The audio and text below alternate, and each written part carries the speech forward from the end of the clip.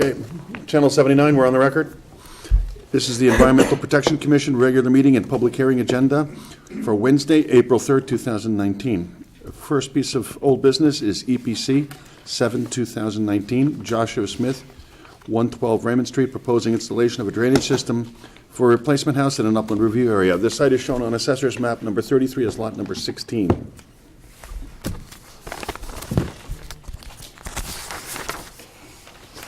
Okay.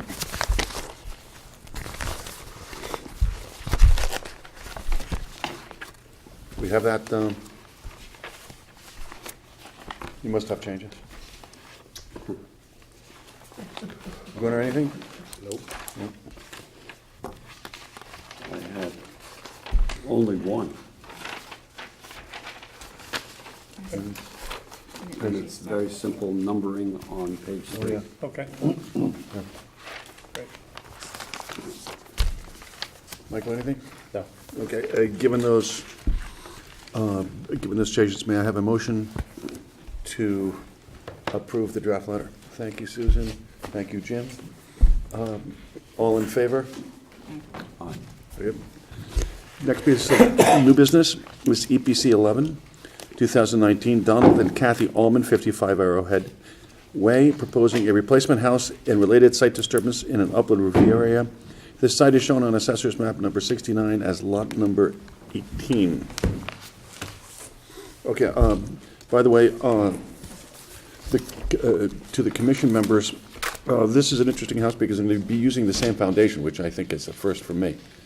And so we can choose to hear it, or we can choose to go to public hearing and delay it and push it off till May 1.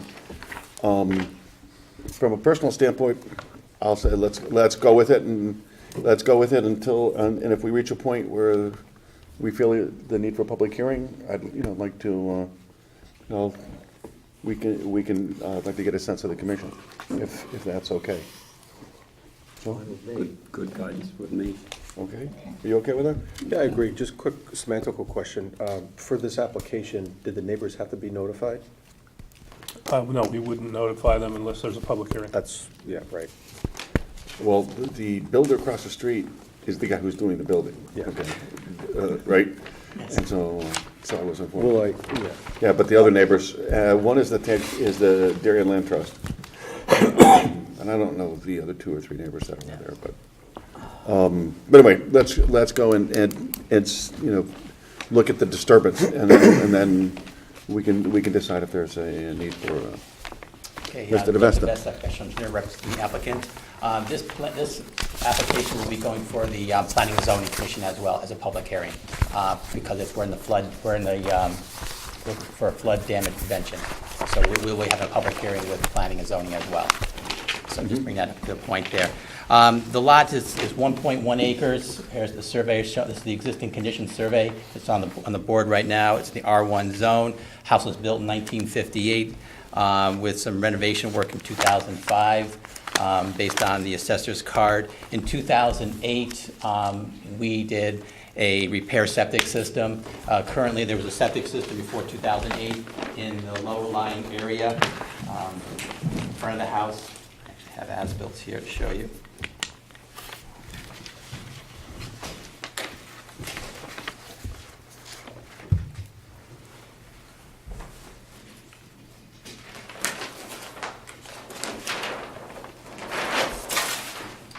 So this is the plan from 2008 septic repair.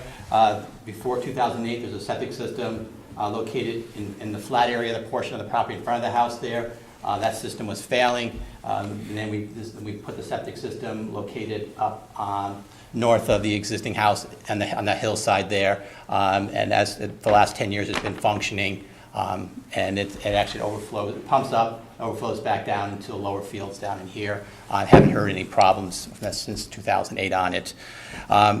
The original property, it was flagged for wetlands by soil scientists from Cheshire, Connecticut in 1996, which are the green areas shown here. And then in 2018, we had Jim McManus reflag the property, and is pretty much in the same location. Again, the lighter green area is the wetlands here, and that little pocket of wetlands north and west of the driveway.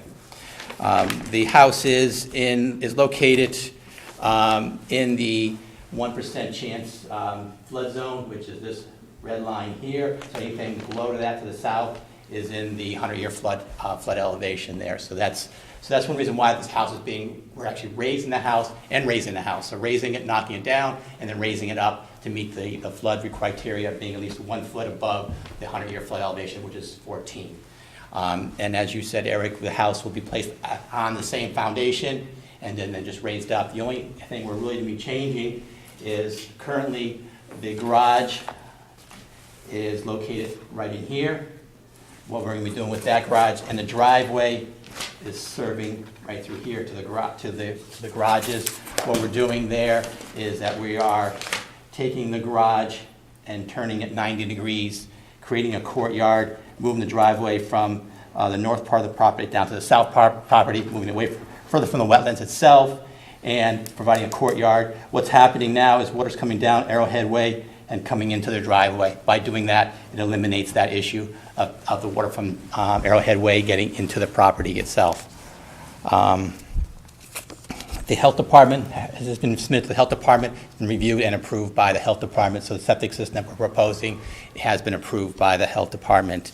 Again, we're going before the planning and zoning for a public hearing for the flood damage prevention and also for Comm, because we're within 1,000 feet of mean high water of Long Island Sound, because continue south on Arrowhead Way, come down to Long Island Sound. There's some minor regrading in the front here to access the garage. The back portion of the house we're utilizing the existing lower level elevation, I think it's around 7, and then raising up above that, and we're allowing keeping the area open to allow the hydrostatic pressure of the floodwaters to come in and then go back out without having any kind of mechanical devices. And that, again, will not be a habitable space. Everything's going to be raised up above that. We are working in the upland review area, as indicated by this red line here, which is a good portion of the property is already in that area, as well as the existing pool. The pool is staying, that existing pool is staying. The septic system is in the upland review area, but the current one is as well in the upland review area for that. And then also the drainage and the driveway down here is also in the upland review areas, but again, that's all in a disturbed lawn area as it is right now. Because we're in the lower reaches of the watershed, we're looking at doing water quality volume, which means we're collecting the first inch of runoff from the impervious surfaces and treating it versus doing a full full drainage study for the property designed for 2, 10, 25-year storms, 50-year storms. So again, we're collecting the runoff from the driveway, bringing it into a subsurface detention system, and collecting the first inch of runoff the driveway, and then one in the back for the house itself, the roof areas. Sedimentation and erosion controls, silt fence, downgrading of any disturbed areas, any tracking pad when the new driveway gets put in. And also the site is served with municipal water and underground utilities. The only thing is we have a septic system for the property. That's pretty much what we're proposing to do. If there are any questions, I'd be glad to answer them. Yes? What is the net increase in impervious surface? I did not do those calculations. So, I mean, it might be, the house is basically in the same location, same footprint, maybe slightly bigger. The driveway is a little slightly bigger to be able to get the cars out, but I did not do the calculations to tell you how much, what the increase is. Does the current house have a flooding problem? Yes, it does. During Sandy, the lower level did get flooded out. I mean, excuse me, the basement and the first floor of the house, or just the basement? Just the lower level, or I want to call it the basement, yes. It's a walkout in the backside, so that did get water in from Sandy, and I don't know if it happens on a more regular basis during some of the more high tides and things like that, but during Sandy it did get flooded out. They have 3 pipes that come out that I could identify. Sort of like aqua-colored pipes that, well, actually 2 aqua-colored pipes and a black one that come out today and had little can't say there was a lot of water running there, but basically feeding the wetland. Do you have a proposal? What are you going to do with those? Those are most likely, I think they're roof drains. No, the roof drain on the corner just went down and, just curved out and was there. No, these, I tried to follow the pipes and there was no, Were they down here? yes, in this yes, there corner? was, One down here, I know that Yes. down here. I remember Yes. seeing that one. Yep. I believe that maybe collecting the front of the house there. And could there's be. there's also a little yard drain or catch basin in the driveway. I'm not sure really where that goes as well, but there was, I did see the pipe that's on this lower corner of the house there. I believe that is probably roof drains most likely. Footing drains, I don't really think there's, I mean, it's a walkout, so they may have some footing drains, but I don't know how much that way goes. Again, this house was built in 1958, so. no, I understand. And the house you're proposing is going to do what with those pipes? If they're roof drains, then the roof drains would be collected and brought into it, to the subsurface subsurface Good detention culvert. system for water quality. Okay. So you'll take those away. How about sump pumps? Are there sump pumps now, and will there be in the new house? Most likely no for the future house, because it's, again, that lower level is not going to be habitable space, and it will allow flow waters to come in and go back out again. Currently, I don't know, was not in the lower level to see if there was sump pumps in there or not. Again, it kind of don't wait, if you don't need them now, we're not going to worry about them, what's happening up there now.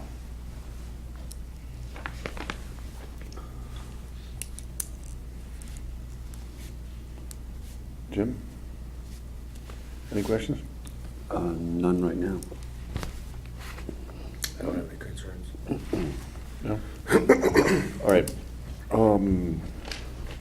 don't have any good, I think I understand it. I walked it today, so, and the foundation is essentially the same. So- You're removing the decks in the back also? We're removing the deck that's in the back of the house, that's going to be removed. The deck coming off and around the pool area will remain. Okay. Now, to the commission, this is going to go to public hearing for planning and zoning. What's the sense of I'd like to get a sense of the commission if you feel it should be a public, if we should call for a public hearing because it's new construction, et cetera, or you think that, you've learned enough to know that it's going to be okay.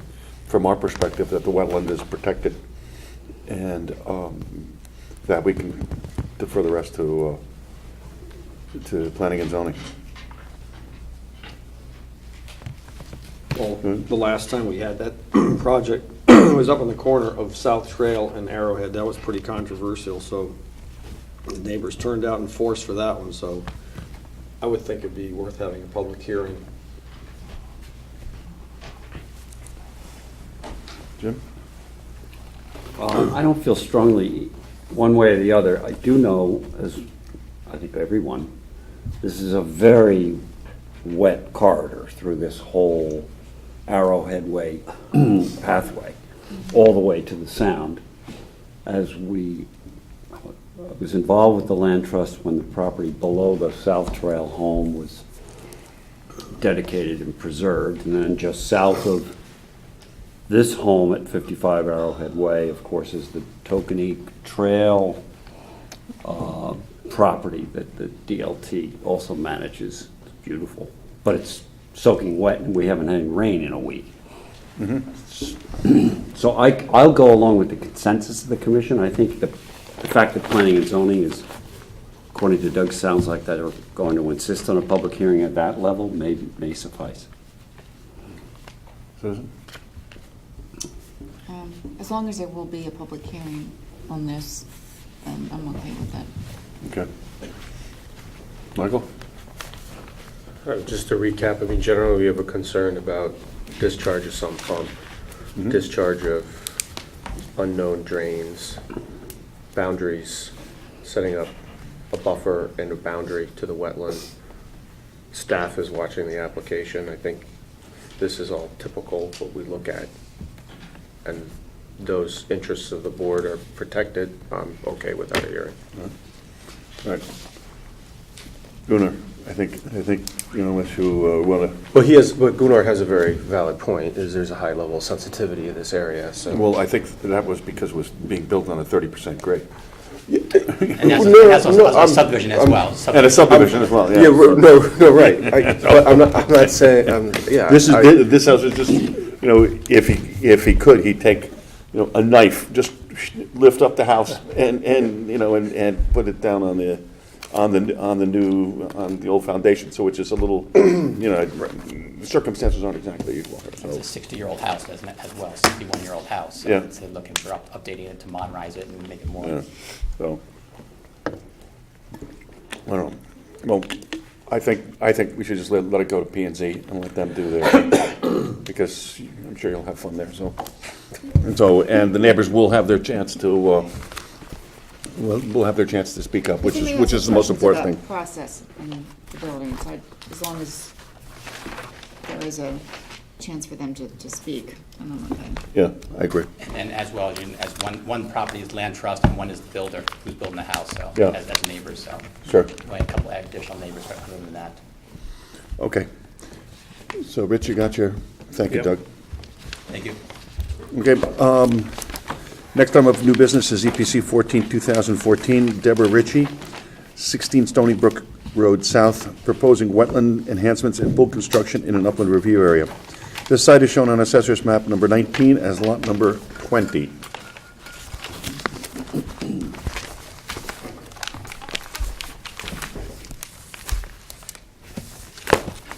It's all yours.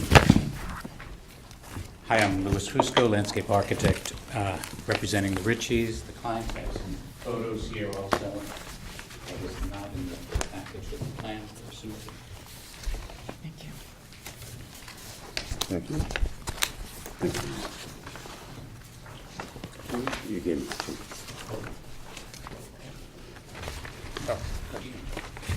Can you spell your last name for the record, please, when you get back to the microphone? Fusco, F-U-S-C-O. Thank you. Okay, good evening. This project is located at 60 Stony Brook Road South. It's a 1.31 acre site. We are proposing for a new pool and spa that are all outside of the wetlands. There's no structures that will be in the wetland area. The only work we're doing in the wetland is we're returning approximately 7,000 square feet of existing lawn at this time to mitigation plantings. It's a very level, flat backyard area that is, well, in particular this past year, is pretty wet continually. It really is all in, good portion of the property is in floodplain. These are the floodplains that are critical. The upper floodplain, the pool structure and spa structures have been located outside of the wetlands, outside of the floodplain. However, the existing house, residence has been there, the existing house, the existing property is primarily within the control area of the wetlands.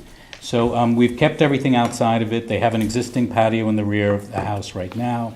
We're proposing a relatively small pool. It's a 16 by 38, which is on the small size for a pool.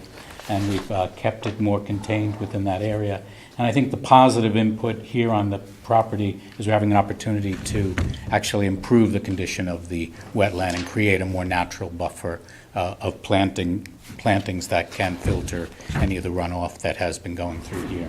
I can show you on some photos, but there's basically from the road, they're at a low point on the road, and this whole area becomes, water from the road just naturally runs along this side of the property. So if you go there right now, they've been trying for years probably to grow grass within a shaded area. So it was easy for me to convince the clients that this is definitely an area that would do much better with some sort of ground cover, some herbaceous material that'll help filter that water as it runs through.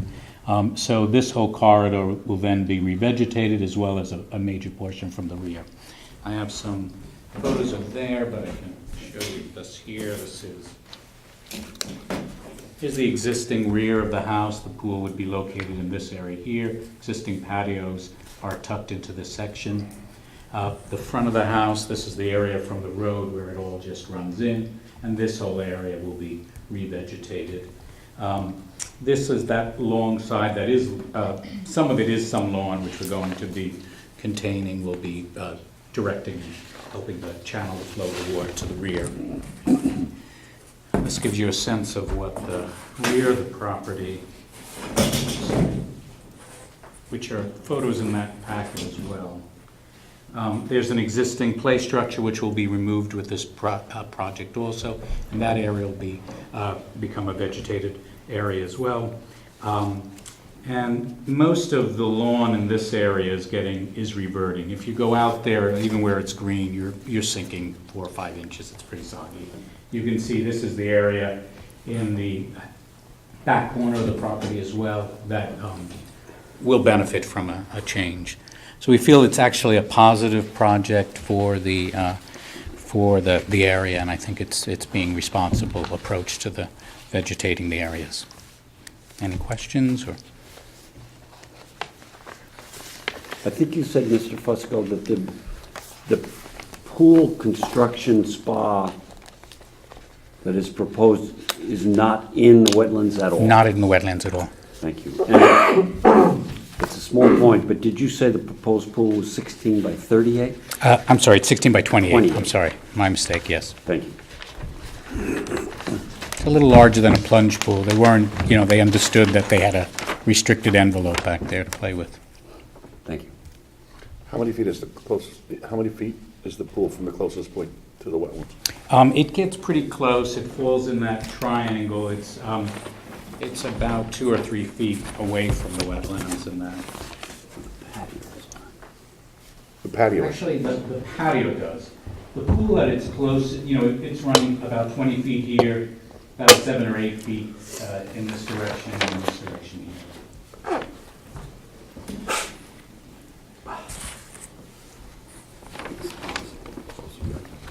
Yeah, the spa's close Yes. down there.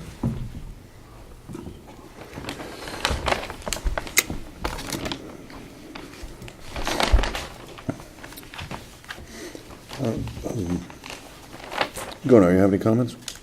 No, I went out there today and walked around all over the place. Sounds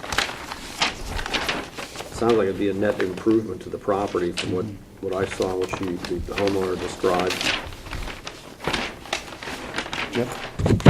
I'd echo Gunnar's words there. I was there today myself. Susan? I was there yesterday. I'm delighted to see the Did you extensive go over there today? planting plan. Yes. Thank you. To help mitigate the increase in impervious coverage. Michael? I'm okay with it. Yep. I think this is the restoration of the wetlands, I think will help, problematic area there in Stony Brook.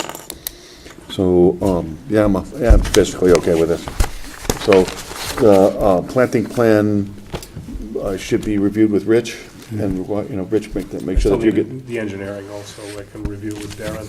that's fine, I just want to make sure that you get in this, Yeah. to make sure that Oh, whatever you come up with, Rich is our subject matter expert and that sort of thing.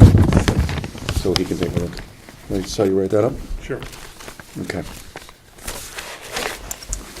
Okay, moving to public hearings. EPC 5, 2019, Darien Athletic Foundation and Darien Parks and Recreation Commission, Nutmeg Lane, also known as the Diller property, proposing the construction of a gravel running track and plank boardwalk in the wetlands and upland review area, and the construction of parking spaces in an upland review area. The site is shown on Assessor's Map number 9 as lot number 128A. And this is continued from last month. Mr. Canis. Good evening. For the record, my name is Joseph Canis. I'm a licensed professional engineer in the state of Connecticut with the firm of Ty and Bond. We're retained by the Darien Athletic Foundation for the design of the proposed cross-country running track, which will go around most of the high school property as well as the Diller property, which is what we're here to speak about tonight. Before I get too far ahead of my presentation, I do have, I'm putting up the presentation board that shows, we did make some changes to the route of the path, and I realize this is kind of far for everybody to see, so I do have 11 by 17 copies so you can follow along.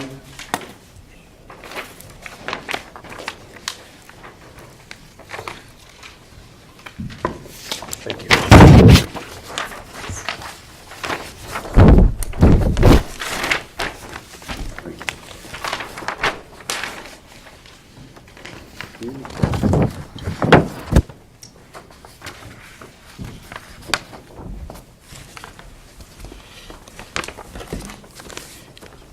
I also have full-size copies for staff.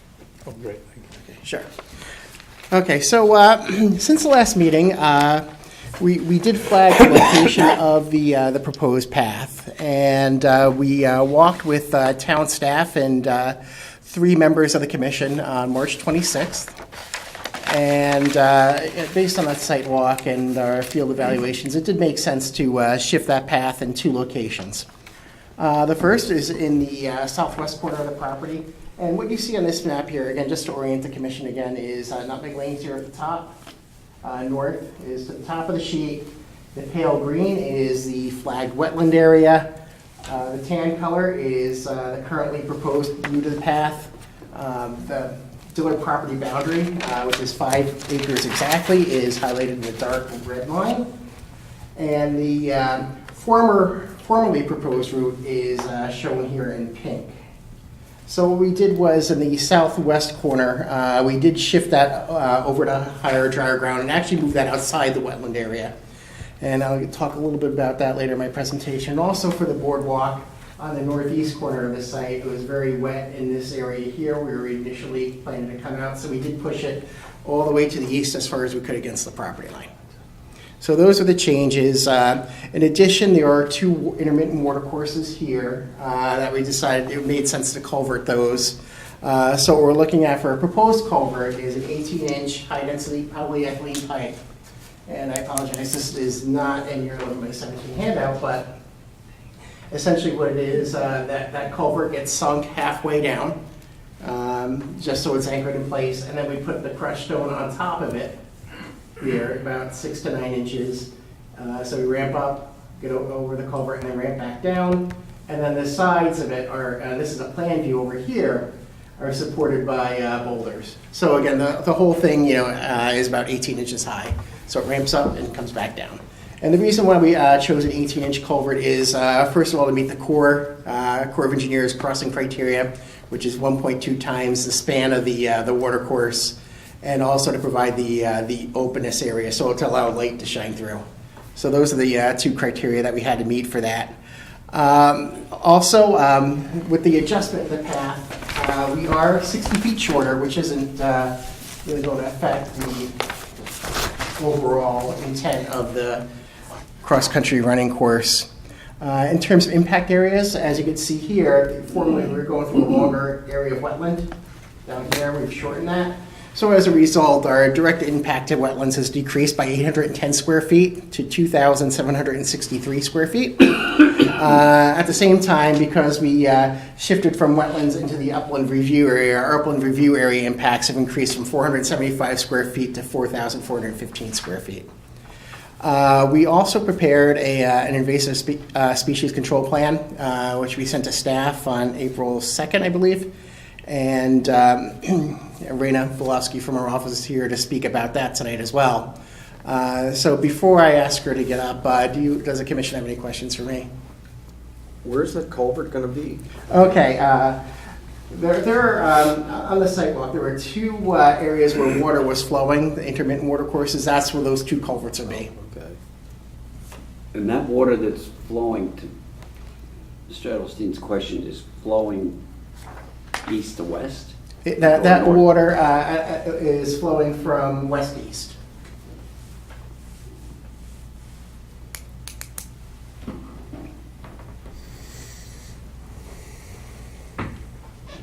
Come across like this. Right. Right. Yeah, Because so eventually it's it's going to basically hook up with moving this, from that's the left to main, that's the main drag down there.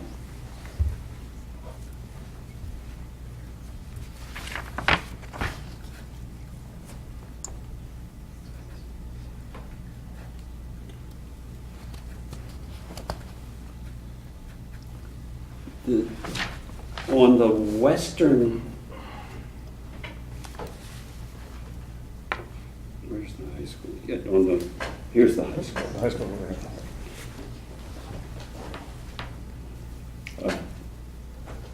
I've answered my own question. Okay. Okay. Is there anything? Just what are this drawing, the rectangle on that side, and why is that cut out like that, and then the other shape? Let's see, I'm sorry, I don't see which rectangle. Just this rectangle and this shape. Oh, okay. Okay, these shapes here, that just denotes where a change is made in the plan. Oh, They're called right. revision clouds, that's all Yeah. that is.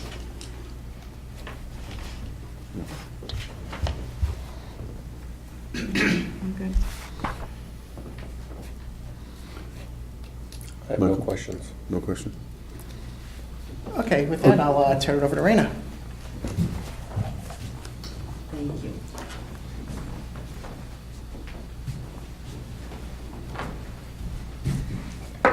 Hi, Raina Pulaski with Ty and Bond. I'm a certified professional soil scientist, a professional wetland scientist. I did the wetland delineations on this project.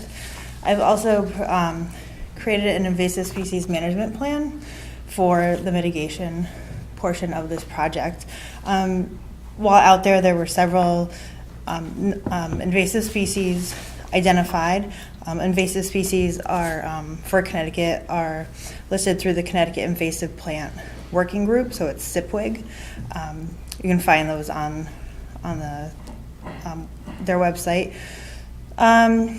So besides the one that are listed on the plan, so there's Japanese barberry, bittersweet, knotweed, winged duonomus, multiflora rose. I'm assuming garlic mustard and mugwort are probably going to be coming out in that area too, but I didn't add that to the invasive plan, but there's room for Skunk cabbage, too. skunk cabbage is not invasive. It's not invasive? There is garlic mustard there, I guess. Oh, there is, okay. I did not write those on the management plan Yeah, because you they just- were. Yeah, they're out now. Oh, they Certain- are. Well, certain companies. Yeah, it wasn't out there when I saw it, but there's room for changes on here. So the plan includes having a qualified environmental scientist or botanist go and identify exactly what's out there and GPS the swaths of invasives. So you would get a polygon, or if there was an individual, like there's a lot of individual winged duonomus, you can identify those so that you would know the level of effort. So removal techniques, it is suggested to do it mechanically, so by hand. There's a lot of you can do suffocation and solarization, so you can cut it, place a tarp over it, and let it bake. Basically, there is a lot of these will react to chemical, so herbicide applications. However, there is a state mandate that says you can't use herbicides on school property. I know this is not officially school property, but that's something I'll leave up to It's not controlled by the Board of Ed. to everybody else. So it's not controlled by the Board of Ed as much as I'm gonna get, I understand it, but that, technically the owner is Park and Rec, so. Right, and that's totally up to, you and the school and the athletic foundation. So there are two types of removal techniques, so you have mechanical and chemical. So once the species are identified, we'll identify the method of removal and time of year, because some of the stuff you don't want to move while it's seeded, because then you just move the seeds with it, and who will be responsible for the removal.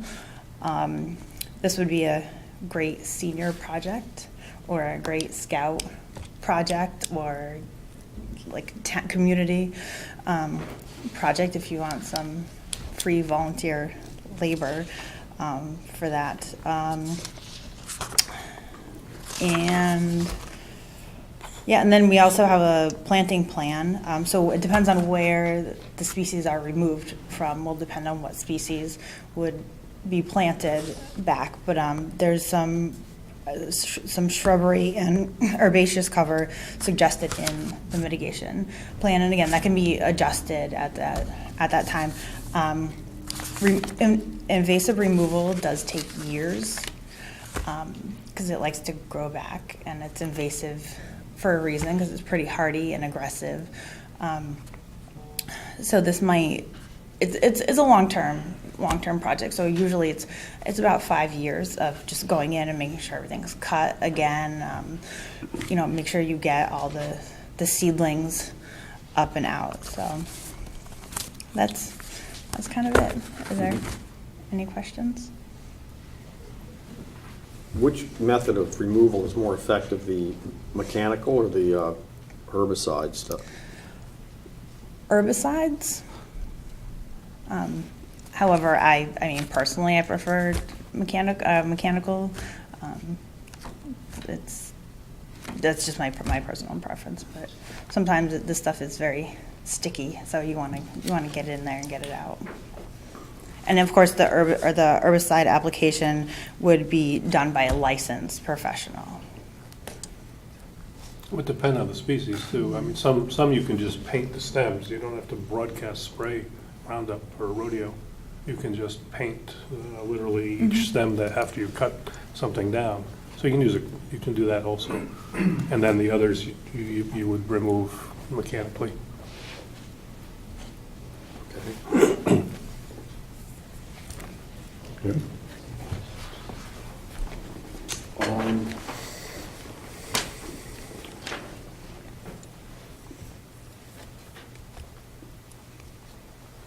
This may be more of a question for Mr. Canis as opposed to yourself, but in the northeast corner, you mentioned that the proposed boardwalk was moved east by a number of feet because where it was originally drawn was exceedingly wet.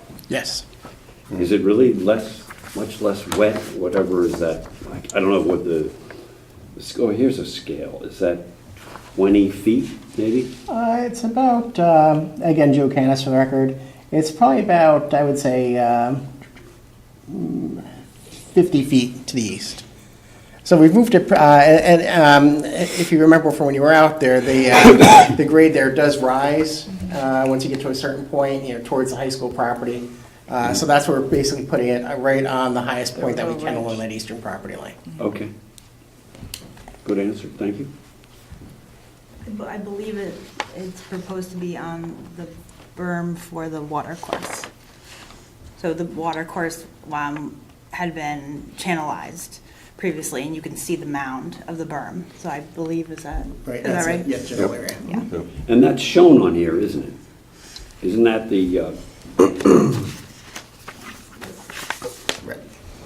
Yeah. but the water course, isn't that to the right, even water farther course to is the down. east there? Yep. So it will not interfere with the water course. Thank you. Yeah, it was exceedingly wet in here. Yes. So it would have been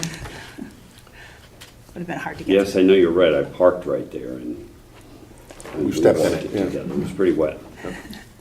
Joe, I have a question for you. Sure. I don't know anything about the parking spots on Nutmeg Lane. Are you going to address that? I'm sorry, what was the question? The parking spots on Nutmeg Lane, are you going to talk about that? Sure. What we did was, we did have an initial pre-application meeting, and this was maybe about 2 months before we submitted. And those parking spaces, we did have them located further to the east. And what we did was we did shift them further to the west to avoid some tree impact, to get them further from that wet area. Those spaces, they are pitched so that they drain out into Nutmeg Lane. We are less than 1,000 square feet of additional impervious area, so we don't have to do the entire drainage analysis as required by the planning and zoning requirements. That said, this was part of the Parks Department master plan. And what I did was, I did look to see if there were any recommendations for how many parking spaces should you really have for a facility like this. Since the goal is for this to be a community-wide and not just a neighborhood facility, you definitely need some parking spaces to encourage people to use it.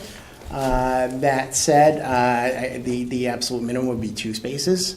And the reason for that is you need 1 space, to have somebody be able to drive there and use it. But you also need, there's 2 reasons actually. One is that 1 space needs to be accessible, so you really need 2 spaces minimum. And the other reason for that is with the, it's also just very difficult to pull into a single parallel space. It's just easier whether it's parallel or side by side, it's just easier to have 2 spaces. So 2 would be the absolute minimum. Do you think the project could succeed if there were no parking added? Could it succeed? Well, there's 2 things that are the Parks and Commission as well as the Dairy and Athletic Foundation are trying to accomplish here. Is the first is for the high school cross-country path. So for that, you don't need the parking. Right. For this to be a community park or somewhere for anybody from in town can go, it's technically, you could park on the high school property, but that's Board of Ed property, so technically you can't do that. So I would say you would fill 50% of the mission. During school hours. During school hours, right. During school hours, yeah, you can't park on property, but weekends after what is it, 2:35, whenever the school? Right. So that could be 75% then, right? 75% of the goal. Mm-hmm. So, Susan? I'm fine with this. Okay, since there's no other comments or questions from the commission, I'd like to open up to the public. Is there someone who would like to come up and speak?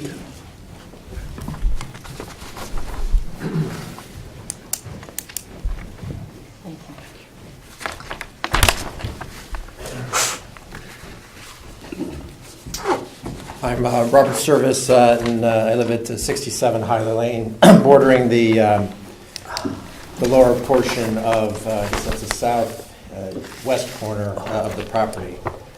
Some of the comments that I've presented in my submission, I guess, are a little dated.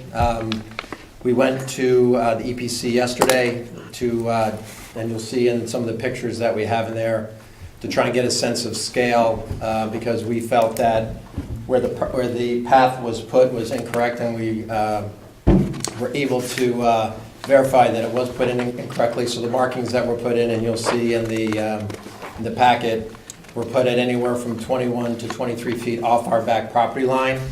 But based upon the scale, they were put at 21 to 23 feet off our property line. If you look at the scale, which is 1 inch to equals 30 feet, all the scales show in excess of 1 inch, and so the marking should have been put at 36 to 39 off our property line. And this provides some of the concern that we have around this project and what ultimately it will look like when all is said and done. The markings were put intermittently along the path, and in our opinion did not provide a clear picture of the impact on the wetlands and the watercourses on Dillard property. Due to the potential impact, we feel this is insufficient to make an accurate assessment. This project will have a long-lasting consequence that will impact the residents surrounding the property for years to come, so it's something we don't think should be taken lightly.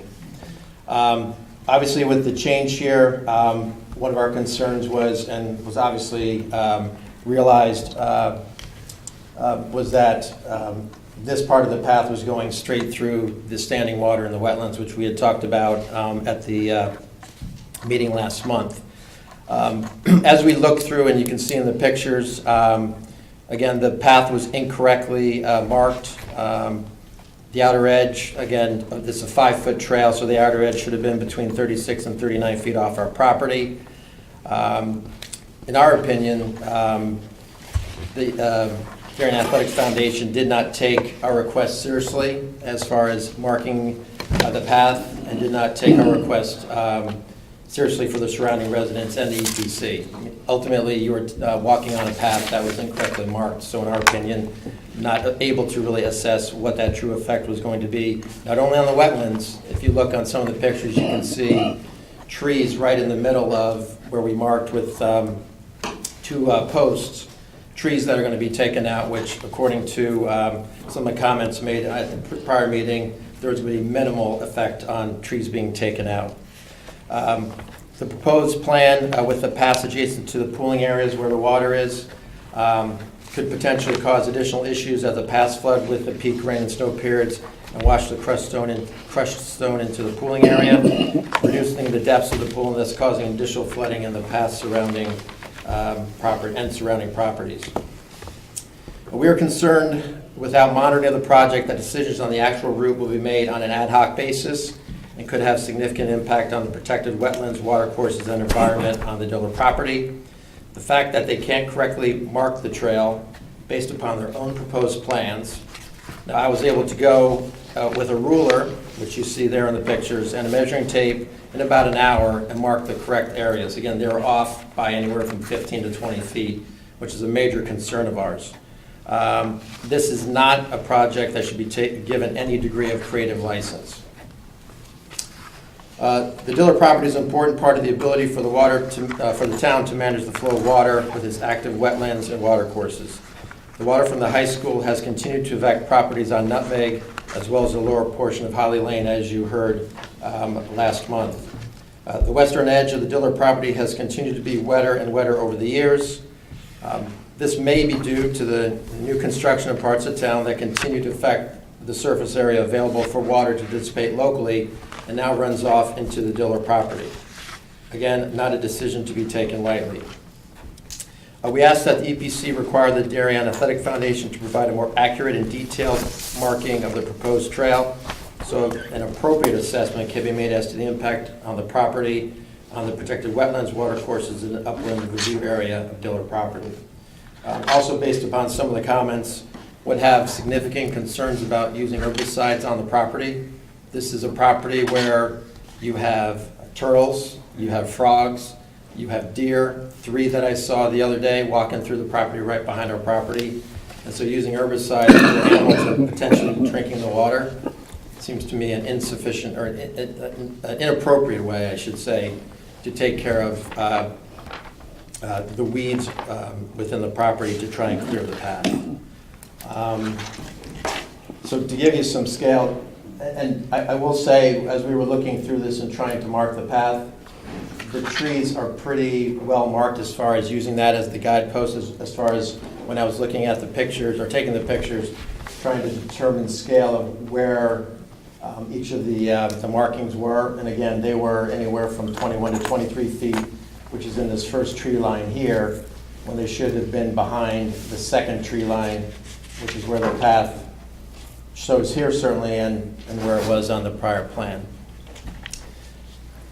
My question would be to the commission is how much time are we allowed to be given to review a change in a proposed plan that wasn't available for review by any of the residents, again, up until yesterday, because my wife was there yesterday reviewing the plans. We have the option to keep it open for another month if we wanted, if the commission feels that the path is incorrectly marked. You should hear from Mr. Canis. And we have to, obviously, Mr. Kennis has to respond to your statement. So, I mean, it's up to us as a commission to decide that. So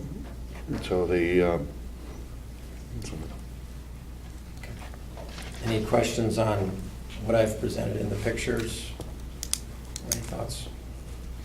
So you're saying, I guess it's the southern part of that trail, right? Yeah, right. Yeah, correct. This is, the picture's over, but this is our property right here. Right, so that ends. you're saying, right, what's depicted there is too close?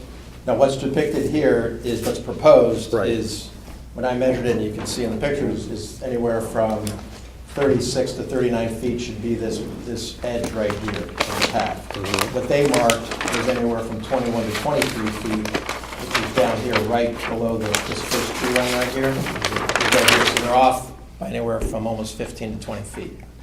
And so my concern is that if this is not monitored, I come home one day and they're blazing a path wherever they feel like they can blaze a path, and it's too close to my property. And I appreciate the fact that they've taken into account the fact of what's going on in this part of the property. Although in my belief, over time, this wetlands area is going to become bigger and bigger, because it has since we've been on the property. So I'm not sure that this necessarily takes care of that problem. It does today. Does it take care of it 5-10 years from now? I'm not convinced it does. But this is the part where, when you see the pictures and where they actually laid the flags, they laid the flags here. And the one flag, and I guess they realized it here, was on the edge right here. And they realized it's going straight into where the standing water is.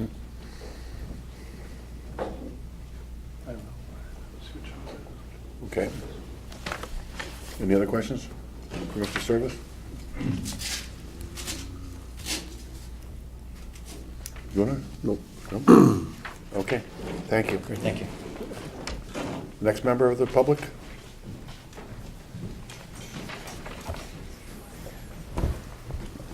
Good evening again. I'm Don Genio, Genio, 8 Nutmeg Lane. And before I'd like to pass out one set of pictures of what's going on here. I guess you can share these. Before I bring your attention to those, I would like to state that I think these changes illustrate the complete lack of understanding of what's going on in that property. The water is changing constantly. Things are moving around. So if the experts were drawing a path and they decided to redraw it based upon the water flow, I'm wondering what they were doing the first time they were there. Second point is I did see your group out there a few days ago marking the territory, and we had a very difficult time even getting in there to walk around to find out what's happening.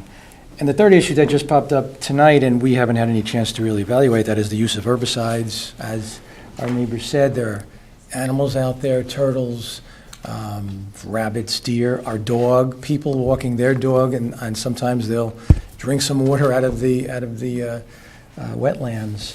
So that is a big concern of ours.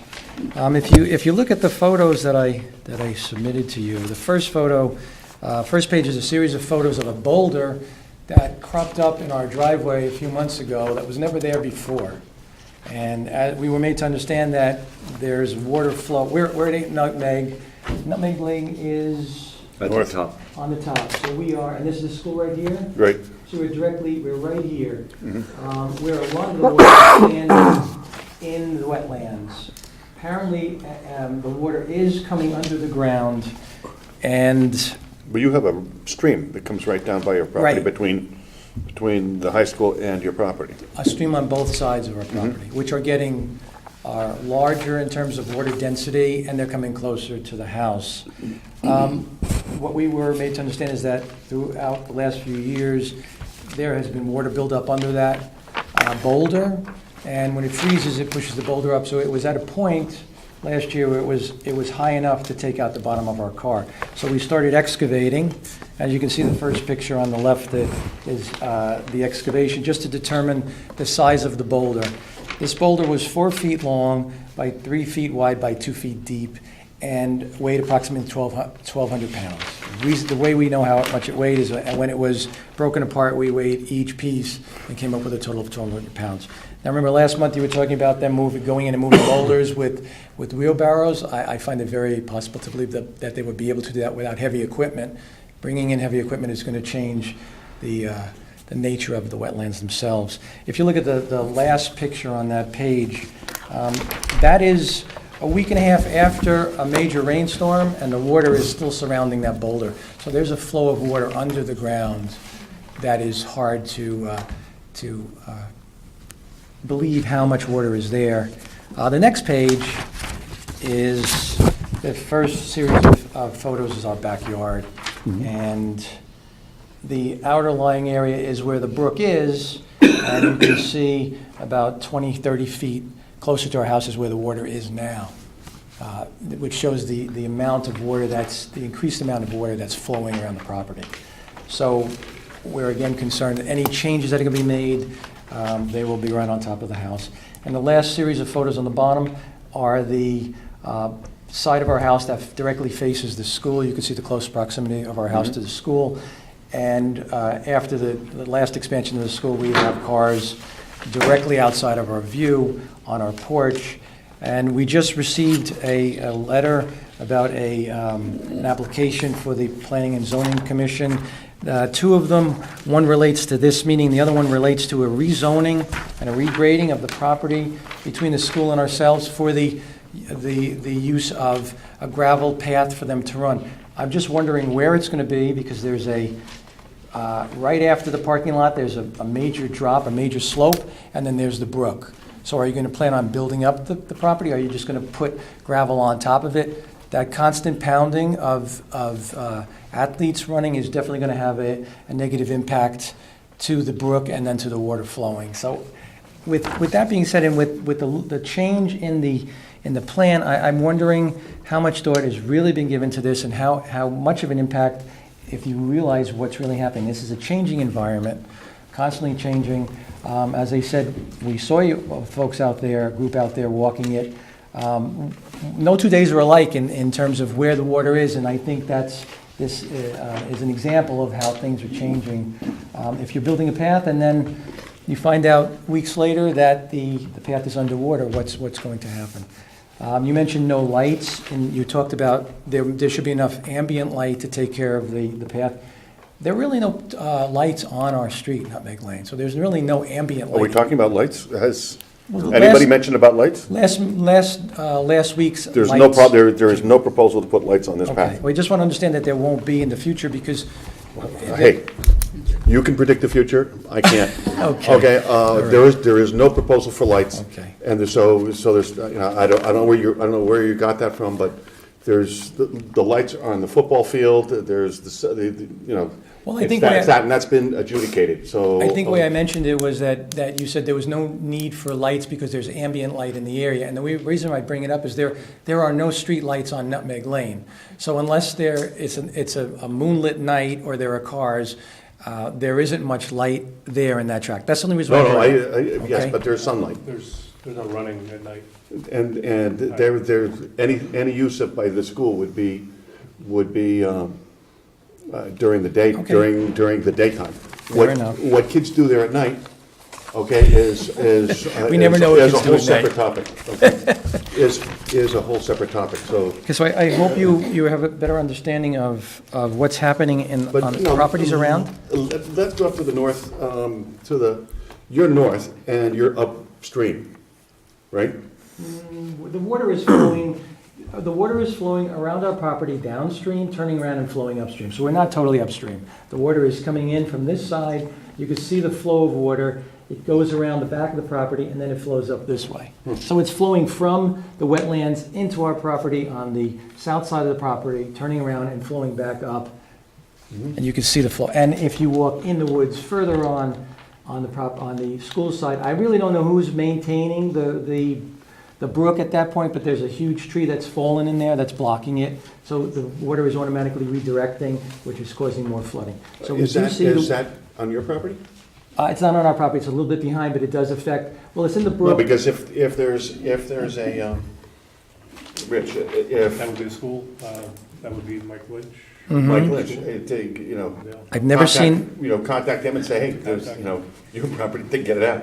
I have And so- contacted in the past, I've never seen anybody go back there. I've contacted Dan in the past, the superintendent, to talk about this. I never saw anybody else go back there.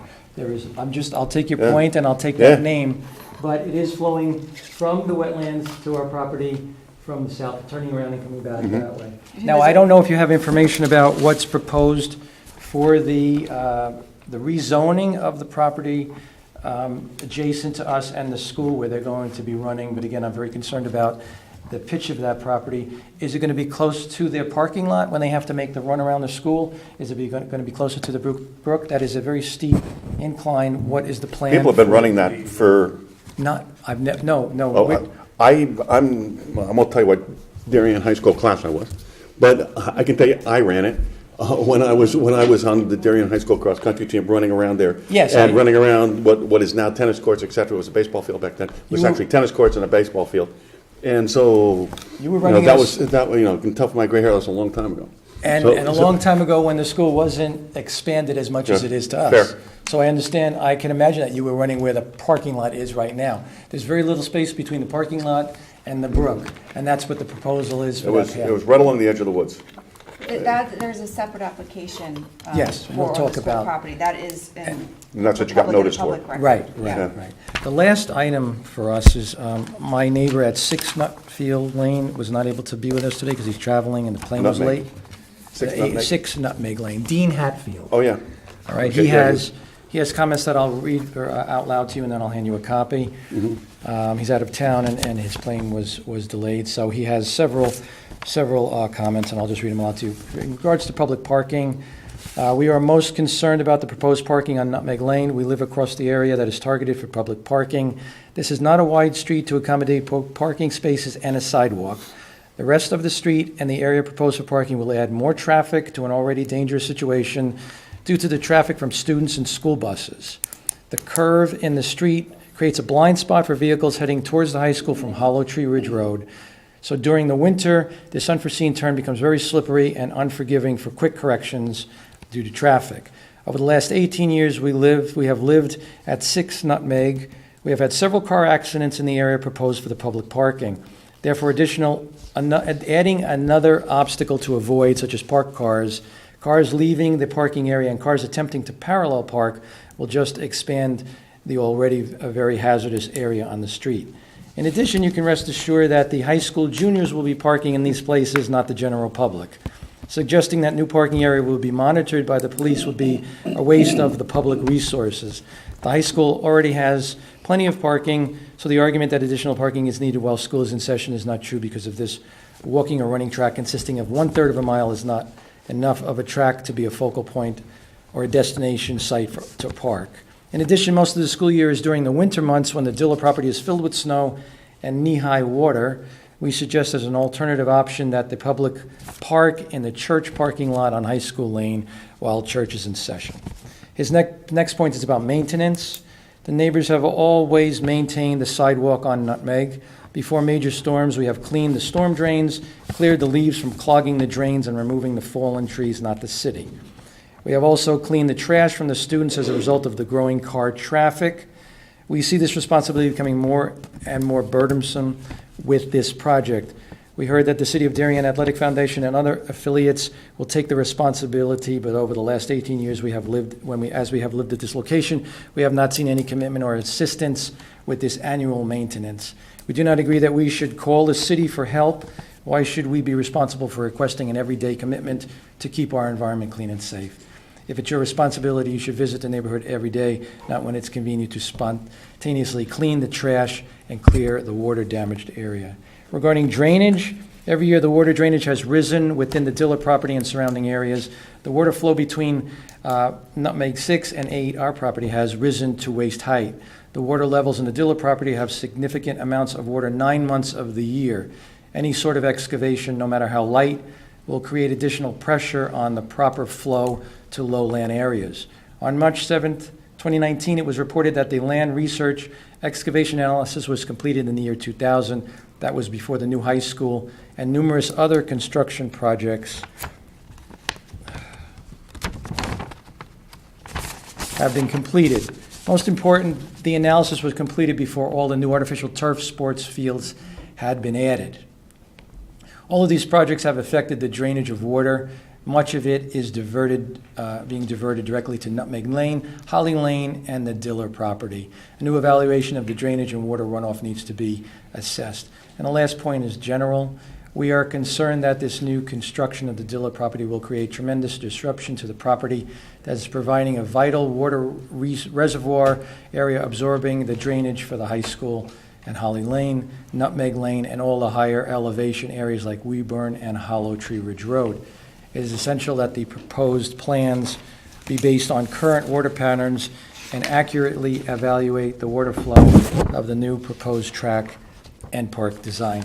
And I'll add on our own point, several years ago, when they were putting in the new artificial turf fields and they were doing a lot of drilling into bedrock, and we heard that noise all of August when school was out of session. It was quite annoying on our porch.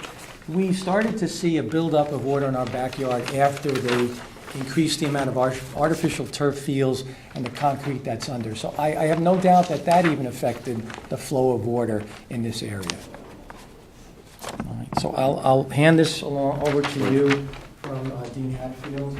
Thank you. I hope you take considerations of the Nutmeg residents in mind. If you need other copies of the pictures, I will pass them out. Thank you, Tom. Thank you for your time. Thank you, Tim. I have a question, Mr. Manning. You're saying that the surface stream that goes along the eastern side from your property south, that actually comes from, it's an actual surface stream that comes up and around? Mm-hmm. Yes, it comes from across. If you look at the photograph, it's on the left side of that boulder, and that would be on the south side of our property, or the left side of the house. It's flowing from the wetlands to the house, and it connects to another flow of water, a larger brook. I mean, the whole area is crisscrossed with brooks. I think you know that. And then it connects to another area, and since there's higher ground here, it flows in this direction back across the property. And that higher flow is where you're proposing that additional track area between us and the high school for that gravelled area. There is quite a large amount of water flow, and it's an ever-changing environment, and I think the changes in the plans illustrate that. Wow. Great, thank you. Thank you. Thank you. Is there another member of the public who would like to speak?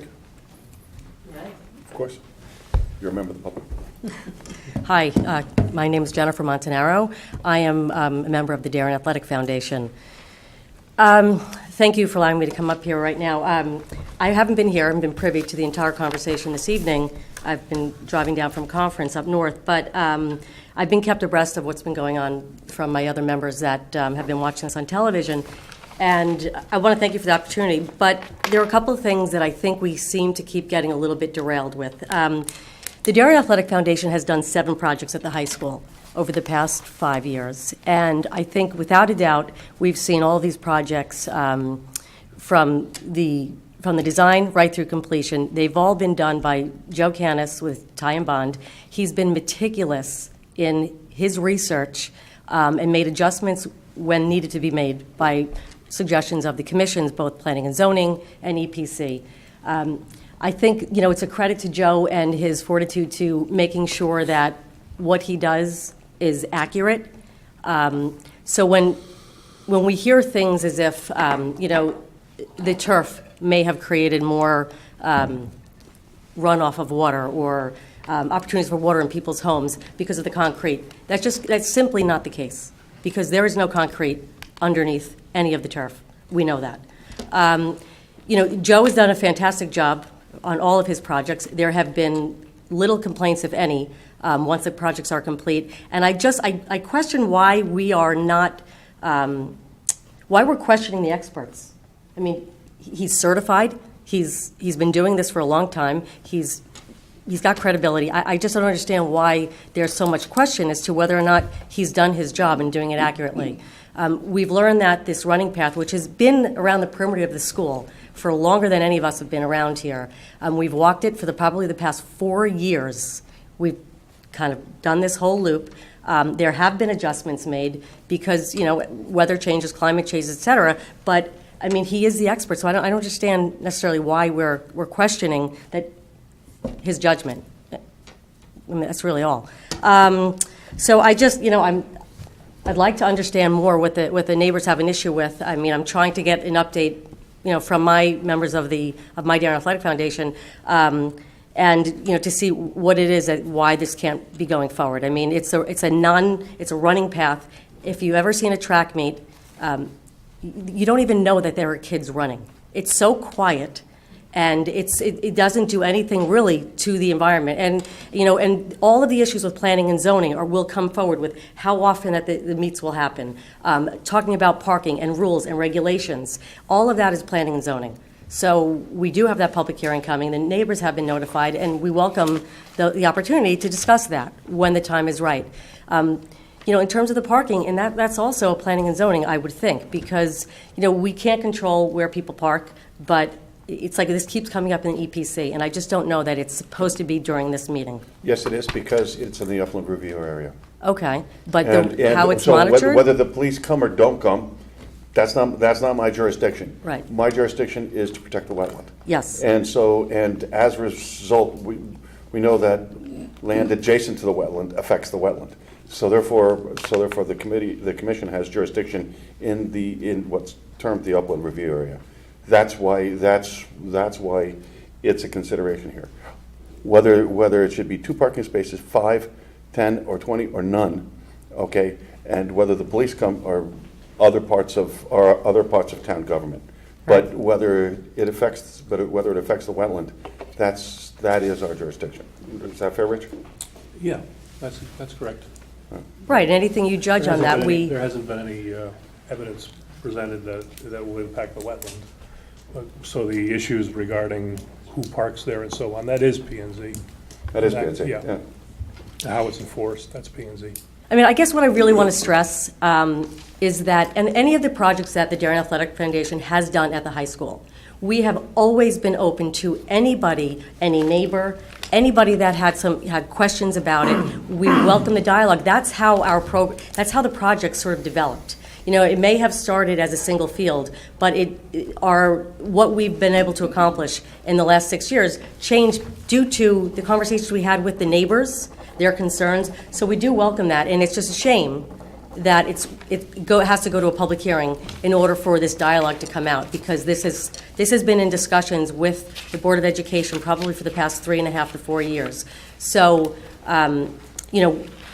we welcome the discussions from the neighbors, would like to talk about it, but at the same time, we do urge, planning and zoning to take care of the responsibility that they are responsible for and make those judgments, and you to weigh in on what you're responsible for as well. So I just urge you to use Joe Canis and his expertise. I mean, he's fantastic, as you all know. So thank you. That's what I wanted to say. Thank you. Thank you, Jen. Hi. Hi, Christine Wood, 55 Holly Lane. I guess I would just like to respond to a couple of her questions. Yes, there have been a lot of projects at the high school that I know are successful, but I guess my question to you would be, how many of them actually had to do with projects that impacted wetlands? And how many of them impacted wetlands that backed up to people's backyards? And I guess my question to you would be, how many, do you have wetlands in your backyard? And if you do, I think anyone that does have wetlands in our town and has lived through many rainstorms and pumping out your basement and things like that, it's a very sensitive topic if you've lived through Sandy and all these storms. So it's not that I am a runner, and I've talked to the commission the last time that I was here. I have also run that track. I've walked my dog behind there. I like the idea of it, but I felt like for this additional 1/3 of a track, we were disrupting a lot of water and wetlands for an additional 1/3 of a track. That is less mileage than is currently around the turf fields up at the Oval. So I understand that you feel like we're resistant to helping the Athletic Foundation, and what we're upset about is that this water distribution goes into our backyards, and it goes into our basements. The other thing is that these changes weren't shown to us. We went down to look at these plans yesterday, and we were not aware of them, nor did we have time to look at them, to prepare comments for them, because we didn't see them. And in particular, these culverts that were mentioned, they're actually going to be near my backyard. And so now I can't comment about them because I don't know what they are, what they're going to do. So I'd like some, elaboration on where they're actually going to be, what they're going to do with that water. And I've lived at 55 Holly Lane for 16 years. And I will tell you, these two nice gentlemen came out to my house, and I showed them how far the water has now come up into my backyard. We shared this last time. The rain now is coming up to my back driveway when we've had bad storms. So for people who don't live there to say that this isn't going to have an impact, something is definitely happening. So you can say that putting those turf fields there didn't have an impact, putting the high school there didn't have an impact. Something is happening from all the building. And there were cement. I walk by the high school every day. There are cement structures that were put in when they put the turf fields in at the Oval. So there were large cement. Yeah, they were. Excuse me, this is not an argument. Right. She's making a statement. I'm making- And you have a chance to chat, to come up later and. And they Mr. put in, Khan is probably they also best. put in retaining walls and other things that were Excuse me, there. ma'am, you're addressing the commission? Okay, they're putting retaining walls in there. My other question is that I do also want to ask about the additional portion. You were talking about the track that runs near the Nutmeg Lane side of things. And, and you mentioned that you ran around there when you were in school. Oh, yeah. And I also was a runner, so when we're talking about offering a track meet or a cross-country track meet, there are not going to be 5 kids running down a 5-foot wide thing. This path needs to accommodate 100 kids. Excuse me, we covered that last time. Okay. And it was basically either 2 teams, 3 teams, and they're limited to 7 people per team. Okay. Cross-country rules. Okay. 7 people per team would go off, and at the same time. So, given the size of this, they could never hold. Waveney Park is what you would say would have 100 kids, and Okay. and that has the capability of handling. Well, they handle the FCX. Okay. Okay, so the Fairfield County, county-wide meets. This is never envisioned. Okay, and this is certainly not be us. This Right. is certainly far beyond the scope of what this is intended for. Right, and I'm not worried about like the width of this, but, just having walked along the perimeter, like behind the tennis courts and that whole part, it's not very wide. I mean, there are places where you like kind of slip off behind the tennis courts and around there. So even if they got 3 wide, I'm not even sure that, people could do that. So I would need more time to be able to review these plans and understand what the culvert's impact would be on my particular property. So if I could get some clarification about that, it would be helpful for me, because I wasn't privy to these plans prior to this evening. So I just wanted to make that clear.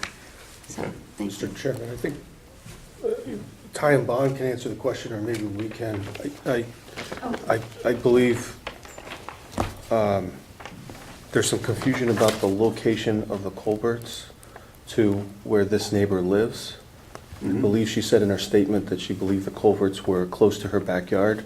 And they're over to the west side. Yes. So for the purpose, we can maybe have Mr. Canis answer that. Let's get through the rest of the public, and then Joe, I'm sure, has a list of items he wants to cover when it's his time. Is there anybody else from the public first? Yes, sir, you in the back.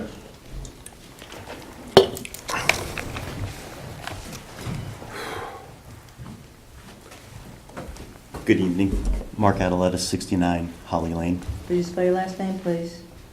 Adiletta. Thank you. Do you border? Because I don't see your name. Excuse me, you're 69, right? Yes, sir. Okay, so you're... 69 is going to be the western edge, catty corner to the property. Okay. Which would be... No. Where am I, other end? Not if you're on Howie Lane, no, you're down. Where's Holly? Howie's at the bottom. There we go. of the page. Up here, or down here. I guess you can't see, it's behind the podium. This corner here. So I only have 2 or 3 very short and hopefully on-topic points to make. The first is, I've lived at Holly Lane for 20 years, and it is a young boy's dream back there. It is very wet. I appreciate those of you that did walk the property. Some of the neighbors have mentioned or noted that in their observation, it is wetter now than it used to be. Being a 20-year resident, that is our view, my wife's view and ours, is that it is definitely wetter now. It was mentioned earlier that the water course seems to shift. I won't say daily, no, but over the years it has shifted. It does shift. And the reason I bring both of those points up is that I'm not opposed to or in support of a path, whether it's a running path or a walking trail.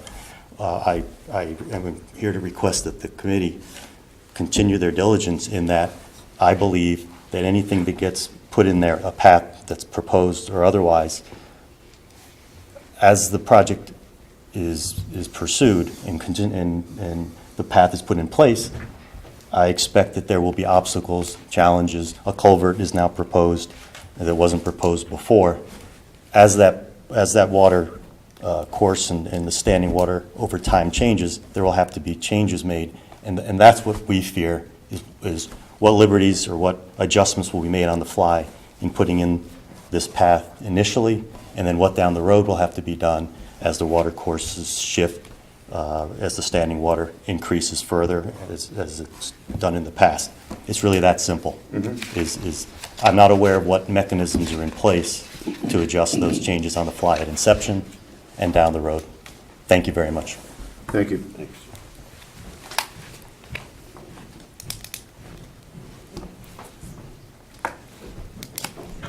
Please. Hi, I'm Molly Bogdan from 59 Holly Lane, so I'm right here. I'll reiterate some of my neighbors' comments, and I have my phone because I just jotted a couple notes while this was going on. I just wanted to go on record with a couple of my own comments. This is also hopefully on topic and very quick.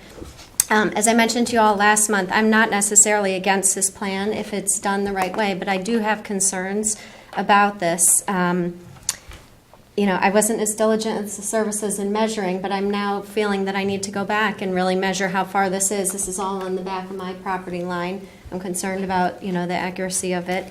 With due respect, it had to be redrawn from where I believe it was marked originally, the wetlands and everything, just in October. So that's just, obviously this is changing constantly and has already had to be redone. It does feel like it's a little bit ad hoc and will continue to be redone. It was mentioned last week by the gentleman that drew the plans that if little things needed to be changed as the path is developed and it has to go around a tree or around a boulder, they can sort of do that as they're laying the path out, which would be great for the path. But my whole point, I guess, is that this feels like a plan that needs to be very exact given the water and what this is going to do to the environment around it. And it doesn't feel like what's laid out is exact, and it also feels like an exact plan now isn't what is going to be what will work a few years from now, even as the course changes. And so, therefore, might not accomplish the goal that it was originally intended to, and also in the process will do things that are potentially devastating to our properties. That's all I wanted to say. Thank you. Thank you, Ms. Martin. Is there anybody? Yes, sir.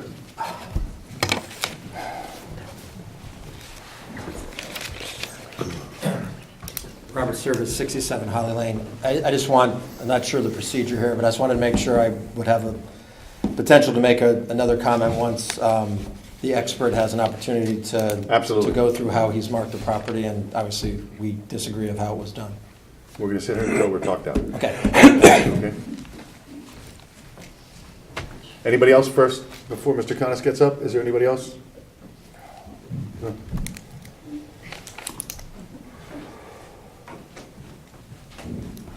Apologies, Mark Adeletta, 69 Holly Lane.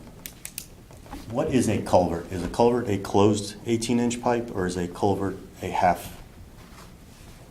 I have to address you, correct? Yes. And can someone answer that while I'm addressing It you? looked like it was It's a pipe. closed. It is a closed pipe. And the reason I asked that, and thank you very much for answering that question, is we have two culverts that the east end of Holly Lane deals with. One down near the woods, Christine Wood was up here. And the reason I ask about that is those culverts, one is on the private portion of Holly Lane, and we, the association has to have that pumped out or cleaned out or sprayed out, high pressure water, because there's not enough flow and sediment accumulates in there, and somewhere between every 6 to 10 years we have to clear that out, or there's additional flooding on the east end of Holly Lane near Miss Woods and a few other houses. And then there's a second culvert that is on town property. It's the very end of the storm drain system that comes, I don't know where it starts, but comes down Hollow Tree, down Holly, and then up Norotan. And that is the town, it needs to pump out that culvert regularly for the same basic reason. It's the culvert that discharges on the Diller property, if I recall correctly, that flows down towards your house. And so I would have a question about how are these culverts going to be maintained, given the bad experience we have with the two existing culverts on Holly Lane. Apologies for coming in twice. Thank you. Anybody else like to speak? Mr. Conner? Can I let Joe take a look at this first? Oh, sure. Do you want to? This was what Mr. Surratt left, path location. Okay.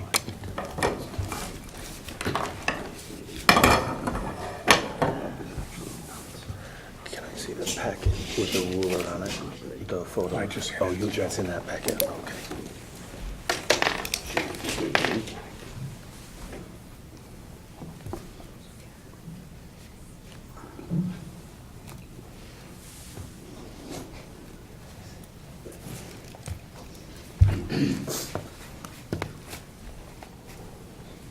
Okay, for the record, Joe Canis with Ty and Bond.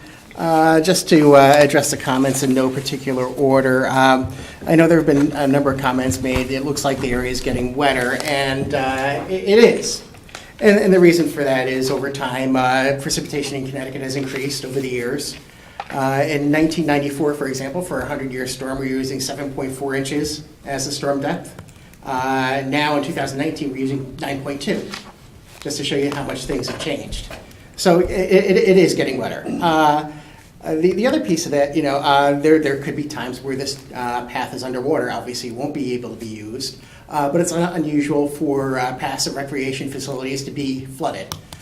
For example, I don't know if any of you are familiar with Meriden, but in the center they have the new park. And part of that in the center of Meriden was to be able to create an area that floods. But when it's not flooded, it functions as a park. So it's not unusual. And again, we're not making any grade changes, right, aside from the culverts. That stone is going to be at grade. So we're not increasing grade other than those culvert locations. And we're not adding any additional impervious surface because crushed stone, because it's open and porous, will allow whatever falls onto it in the rainfall will soak in. So it's not going to be generating any additional runoff.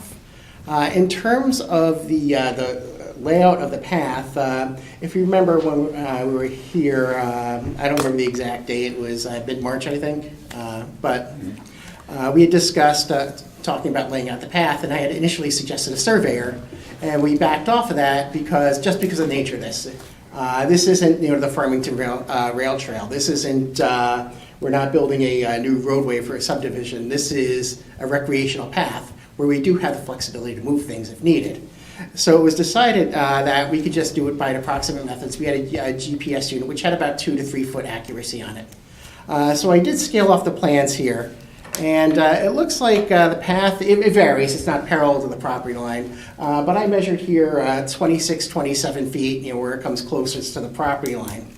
And given there's a 2 to 3 foot accuracy in the GPS unit, in addition, you have to tie the flags to something, right? We weren't going to put a stake down because a deer could trample it. So we tied it to a nearest piece of vegetation, so that's why it's probably off a little bit more than that. Raina did personally mark that in the field, and I think she's nodding her head that she agrees with me that's what her process was. In terms of the drainage projects from the high school, this application is not about the high school, but I will note we do have a topographic survey that was done by a licensed surveyor. The elevations on the property around 132, 133. The elevations of this fields at the school are actually lower. For example, the middle oval, I know off the top of my head, that is at elevation 124. Whereas the stadium field in the back is around elevation 100, 101, somewhere in that range. So those are, a good amount vertically lower than that. So the fact that they are upstream leads me to believe that the high school isn't the issue. It's just the fact that rainfall patterns have been changing. Not only are we seeing the depths go up, we're also seeing the duration of the storms be more shorter, so you get more rain in a shorter period of time, which encourages more runoff. So I think that answers the comments that we heard tonight. I don't know if I missed anything. If there's anything else the commission's looking for, yes. How about the boulders or rocks, large rocks? How are you going to deal with those? With boulders and large rocks, something 24 inches, you can, a couple guys can move that. Anything larger than that, we'd like to go around it. On our site walk, we saw a few very large boulders, which you'd obviously have to go around. But smaller boulders, we can either move, or if it's large enough, it doesn't make sense to try to move it machinery, just shift the path around it. Well, because we have a commitment on your part that a small bobcat max. Right. So a small bobcat's not going to move it. Right, exactly. A big stone like movement. Right. And as an engineer, this is it's a different type of project for me, because engineers are very right angles, to find every curve. This is a little different because you need that flexibility, because there are so many intricate obstacles that you're trying to work your way around. You can't really engineer a very detailed construction plan. Can you discuss the culvert location relative? Oh, sure, relative absolutely. to Holly Lane? Yeah, the culvert locations, as Commissioner Irvin pointed out, are located along the western portion of the trail. I believe Ms. Wood's property is down here at the southeast corner. So our two culvert locations are over here. And those culverts are open at each end, and they are about 7 to 8 feet long. So you could, pretty much be able to, reach the entire length of the culvert from either side, versus a town culvert, which could be 20 feet, 30 feet if it goes across a roadway. Mm-hmm. But the point is they would have to be maintained at some point. Right, just like everything else. Yeah. I think that was the point, that, without a periodic maintenance, that it would back up. That's Park and Rec, right? I mean, that's their responsibility. Right, Yes, that's they part of have, their responsibility. in theory, they have the manpower to It go. would be a maintenance plan. Yes. Right. Right. That would be part of the maintenance plan that, I think one last question was, I think I heard this, is does the parking negatively impact the wetland? In my opinion, I'm an engineer, so I'm speaking from a stormwater perspective, stormwater quality. The parking does not negatively impact the wetlands for two reasons. First of all, we're less than 1,000 square feet of additional impervious cover, so that's pretty low for what's draining into this watershed. So it's a very, very small percentage. And the other reason is that this watercourse drains to the north. And my second question is, part B is, although it's not our concern, it's more planning and zoning issue, the safety of the parking. If the parking does not provide a negative impact to the wetlands, could you increase the parking so maybe it would be easier to park said cars? And then similar to the Boy Scout application, could that, I apologize, this is all crushed gravel, or so in parking, the surface for parking? The parking is going to be regular paved parking. Okay. Right, because otherwise what will happen, you get some of those stones that come out into the road. Okay. Right. okay. Any other questions here? Okay, thank you, Joe. Is thank there you. another member of the public that would like to speak?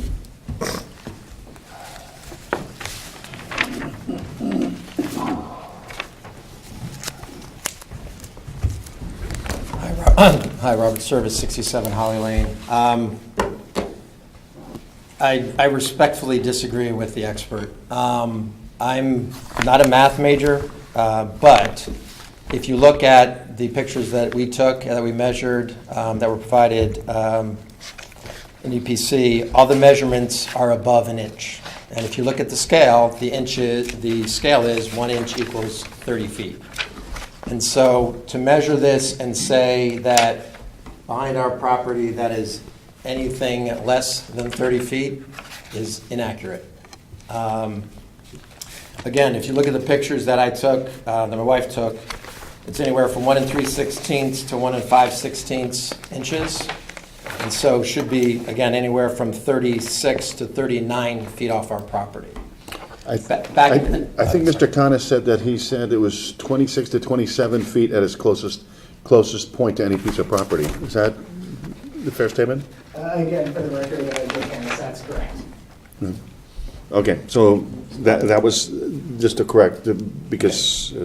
But again, I think the comment was made relative to my statements around distance from at least my property, and my expectation would not be that the project has creative license to all of a sudden be 20 feet off my property line. Is that a wetland issue, though? It's not, is there wetland back there? I don't Well, know. I'm just looking here. There's wetlands here, but, I mean, and this is probably this is a not, wetland there. this is probably not your That's not- purview, but the It's fact not that they're- wetland. It's not a wetland, and so, I mean, I think they've tried, what's the rule, what's the step you have to be away from somebody's property to, This isn't a building, so there's no building setback, there's no building setback to, not to a property line for a trail. But also within your own regulations, 50 feet within the wetlands area, you're not supposed to create any change to the Well, no, you need a permit within 50 feet. Some of this trail is in the wetland, Correct, and some of it's within 50 feet. correct. So Yeah. all of it is under that purview, which also means that it potentially has an effect on how the water is going to be moving on that property. Right now, and I realize this application here is to get that waiver, but my concern is, again, down here, and But the even distance to your property line. distance to my property and the distance to properties where there's kids walking around, again, probably not your purview Not a for wetland zoning, issue. because that's probably planning and zoning. Mhm. But you have, again, based upon what can happen at planning and zoning, this could be a critical issue as far as people back there that shouldn't be back there. And realize that that's not your purview, but. excuse me, that there's people go back here that shouldn't be here? In the middle of the night, I mean, and at night when it's. Well, that's been supposed- happening since time immemorial, I okay? understand that, but- So, you know, all you have to do is just look at the beer cans, okay? And Which we you know. and because so, we have- I mean, because we have that's to been pick 'em happening. up. That's a police issue. If there are people back there that shouldn't be doing, or illegal drinks going on, hey, you know, then you call up the Darien police, and it's for them to handle it. But again, I think my point earlier was also just around creative license, for them to be able to do and put this wherever they want. If this is the plan, they should stick to the plan.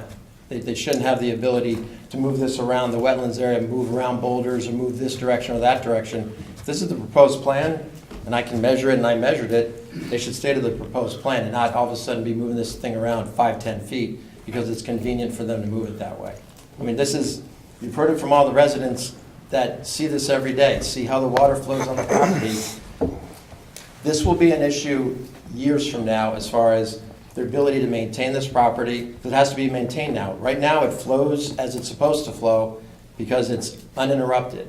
When you start messing with the property, putting trails through the wetlands, over here where you have the walkway, moving that walkway, the unintended consequences, we have no idea, The right? property isn't maintained now, which is why we've got all these invasives, right? So taking out all the invasives will be beneficial to this property But and the others invasives around it. actually take up some of the water that's on the property. Any tree that's taken down, that's less water that's going into trees. That's less water. They're not taking down any trees. They're not taking down any trees. They're pulling up a euonymus here and things like that are... So in one of the pictures that I presented, right in the middle of where this proposed path is, there is a tree that is probably 9 to 10 feet in diameter. That's right in the middle of the path.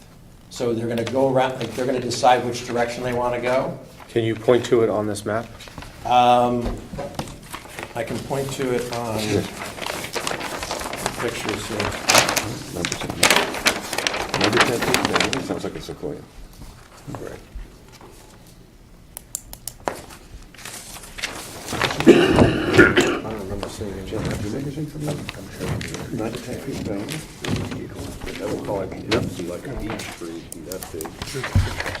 I mean, there was one that had sort of a strange root system. Remember that one? This one right here. That was a strange root system, like a swamp one. Yeah, so it's off. I don't know. But anyway, I mean. I'm not sure what and the blue, there's that one. I'm not sure what your blue markers Well, the blue are. markers are what this trail actually denotes. Where do the blue markers come from? I went out and marked them myself to try and figure out where the true path should be as opposed to where the markers were put. Okay.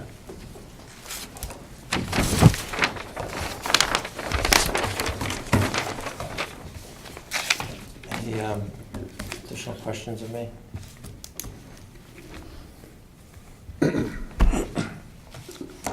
Well, I think your question has been addressed by that they attached, in order to not to disturb the wetlands or upland review area, they attached markers to the nearest branch, okay, which, let's face it, okay, whatever that is. As to the invasives, there's not really an argument there. We got to get rid of the invasives. That's one of the, because that's crowding out what should be taking place here. Okay, the mountain laurel and things like that. Maintenance very clearly is an issue here. So, whatever happens here, Park and Rec has to take control. They have the men and they have the means to go there and take care of stuff if the tree falls down and crosses a river or something like that. That was the case of 6 Nutmeg. Hey, someone's got to stand up and they have the means to take care of that. Okay, because one of the misconceptions is in the wetlands you can maintain. Okay, and if there's something blocking the path, like a tree falling down in the middle of it or something like that, hey, you're allowed to go in. First thing you do is you call Rich and say, hey, I'm going in there to take out a dead. Here's a picture of the dead tree, and I'm going to go in and take it out, and so that you don't have your neighbors calling you. Call So. Parks and Rec, though. I don't even give me a chainsaw. So. But I would think you have heard certainly concerns of the residents that calls to Board of Ed, calls to Parks and Rec as far as taking care of situations like that apparently isn't happening in a timely fashion. So I think, again, that this is all in the whole thought process around the ability to truly maintain this property. Will that really happen? And again, making sure that the path and its construction is done to the specifications that are on here. And to be, I just feel like it, as has been said, it's kind of been thrown together without really thinking about the exact effects on the property, which has been shown by the new revision that, again, none of us had the opportunity to review prior to this meeting. That this just needs to be thought through very carefully because, again, we as residents will be dealing with it going forward. Once this is done and the water expands and the property becomes even wetter, it's going to be our problem. It's not going to be anybody else's problem because it's going to be affecting our properties more than they are already. And you've heard from other residents, as the years have gone by, it's gotten worse and worse. So there's no expectation that, even as was stated, the expectations even from the experts is that the water is going to be increasing over the years. It only means this property is going to get wetter and wetter. But why do you think this trail is going to make it get wetter?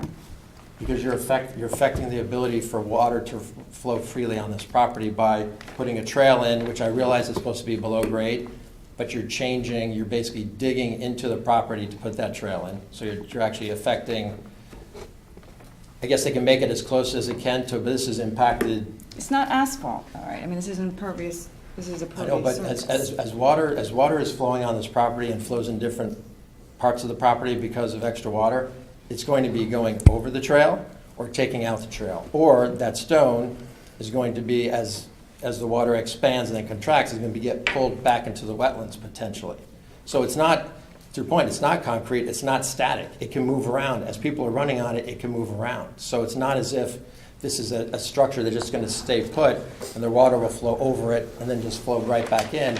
It has the opportunity to actually take that matter and put it back into the wetlands, or take it into the stream and block a stream potentially as well, or which then affects the property, downstream, toward the, I guess that's the eastern part of the property. So There will be a maintenance plan. There just has to be. So we'll know who's responsible for whatever issues arise. And we have the opinion of a licensed expert that this will not impact water flow, whether it's surface water or groundwater. And so, as a commission, we have to rely on professional expertise. We have to, because someone could sue us if we did. We can't just say, oh, well, one neighbor said X, but professional expert said Y, and we're going to X. We cannot do that. So at the moment, our licensed expert is telling us that there will not be impact to the wetland and to the water flow.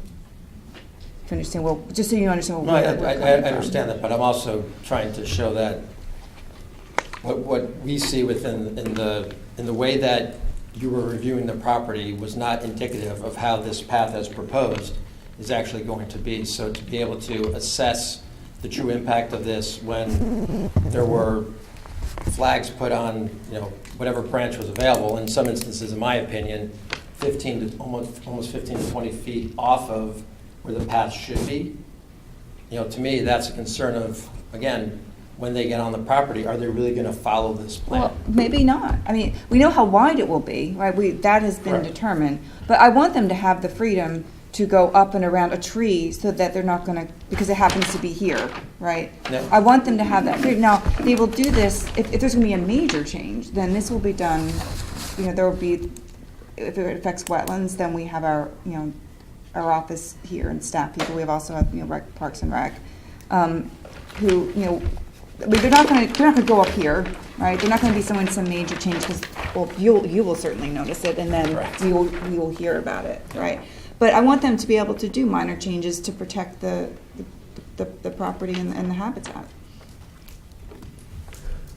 How long have you lived on Holly Lane? We have been there 6.5 years. What, if anything, has been done to maintain this property? Not yours, this the Diller property. Diller property, so behind our property, there was weeds behind our property. We actually cleared that out to the tree line to try and clear that out to, in some respects, to have a better view of what was going on in the woods, because we were finding the trash and everything, and it made it easier for us to have a sense and make sure that there wasn't anybody behind our property. I know our neighbors next door, the Arledges, there was a dead tree behind the property that was taken down. If you noticed on your walk, it was still there. And I do not know who took that down.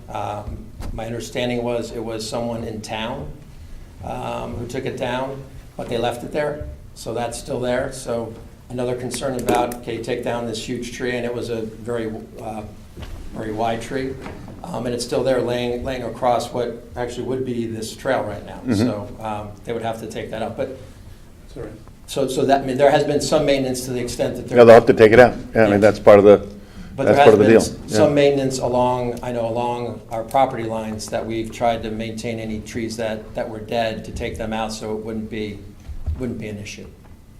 But deep inside, I mean, I'm sure when you took the walk, you can see trees that are down, laying on top of each other, lying on an angle still on top of another tree. We obviously haven't done anything with Well, that. it looked to me from when we were there that like pretty much nothing has been done for a long time there, like zero. So it seems that this would be a net improvement, no matter how you slice it. If they get rid of all these invasive species and do a good planting plan, it would be a net positive. Especially the trees that are safety issues. Yeah, I mean, it's pretty clear that the dead trees here that you mentioned we noticed, and it was sort of like, yeah, they've got to deal with that. I mean, that's Parks and Rec. Yeah, and if it's threatening the path, it's perfectly fine to take it down. And if Yeah. it's not threatening the path, it's part of the natural system. Yep. Anything else you'd like to state to the commission? No, I think I've said an awful lot, so I appreciate the time. Thank you. Thank you. Thank you. Sure.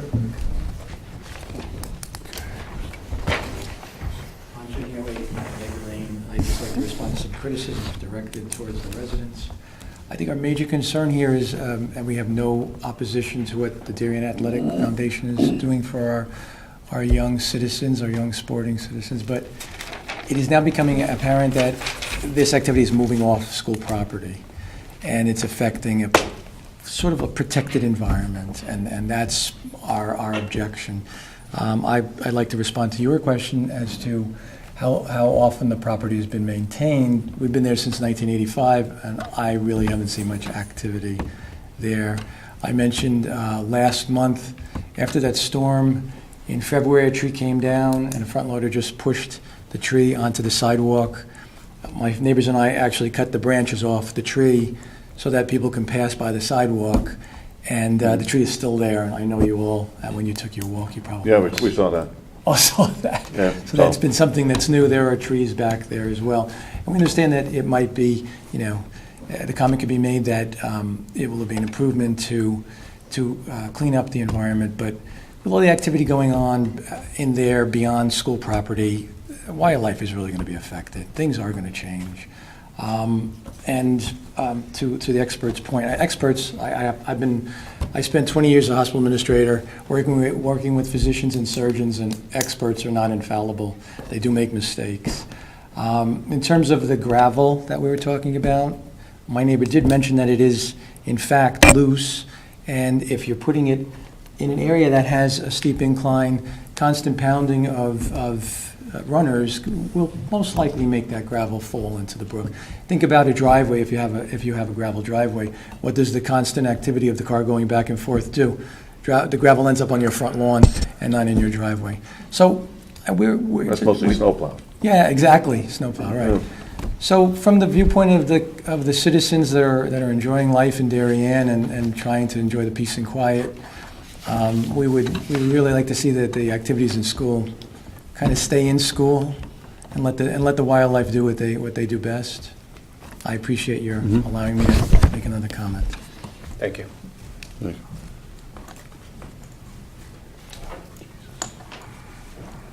Hi, Christine Wood, 55 Holly Lane.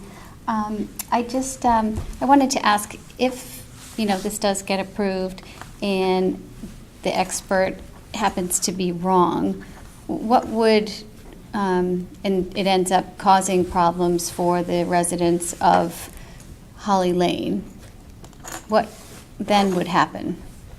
If it does end up causing more water to go into the yards, or it causes more problems, and there ends up being more problem, there's more distribution of water, there's more problems with the pipe, there's clogs of that. I mean, what would be the course of action? Would there be any course of action so that, we're saying that we're Well, there's relying something on called one maintenance, person. and we can call Parks and Rec for maintenance, and if it's on school property, it's with Mike Lynch.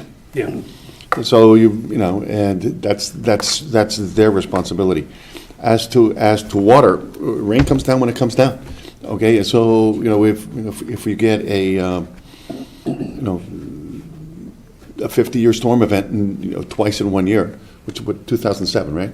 No, but I'm just saying, what if the impact of this, we start to see a substantial change from, like everyone's saying that this isn't going to have any, your opinion is maybe that it's not going to have an impact, or that's his professional opinion, that's not going to have any impact. And then over the next few years, we see that it does. Is there any way to, do you see what I'm saying? Well, if I could just jump in here a second. I think Ty and Bond follows, and all engineers that come into this room and present to the commission follow a protocol. and several guidelines that the state and the town institutionalize.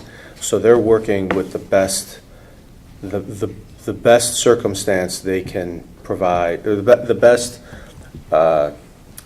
solution to an activity. I want to build a bridge. I want to put a path through a wetland.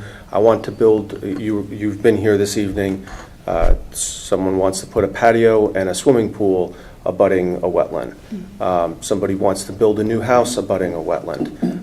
All the engineers work with the same playbook. So you're asking us to foretell the future, which we can't do, and our process is to make sure that the engineers are following what we believe to be the accurate and correct process, and I believe that Ty and Bond has done that. Right. But I think the They're same. jeopardizing their license. He has an engineering license in the state of Connecticut. And probably professionally, one of the worst things that could happen to Joe is that, let's say there is a big mistake and there's an engineering design and all of a sudden they would review his credentials. Is that? Again, for the record, Joe Canis, that is true. Aaron?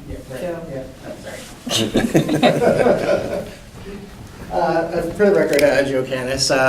Right, obviously, if there is an issue, first of all, hopefully the Parks Department would get in touch with us to let us know, so we can come out and take a look and determine what the cause of it is, and hopefully it's a simple remedy. If not, then, obviously, there's other steps that you could take. I have a license as an engineer. We have insurance. The town has insurance. So there's reasons why insurance exists and why the licensing process exists and why we take exams and have continuing education requirements.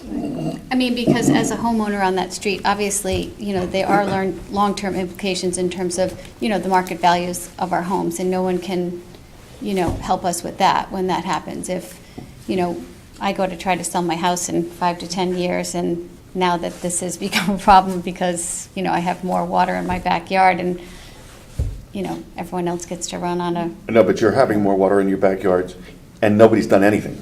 Right, but I'm Okay, just saying, and so- what if and it so, gets worse now Nobody's because done of anything this? yet, and there's more water. Right. Okay, I mean, that was a consistent theme through everybody here was there's more water, and it's been raining more. Right. Okay, I mean, you look at I always check out the Stanford Advocate, and they have, 30, 90, 180, and 365 days of total rain, and whether it's above average, and it's been raining more, okay? And so I think that's But I'm just not saying, only what if that, the this storms makes have it been worse? more intensive for shorter periods of time than I remember when I grew up, okay?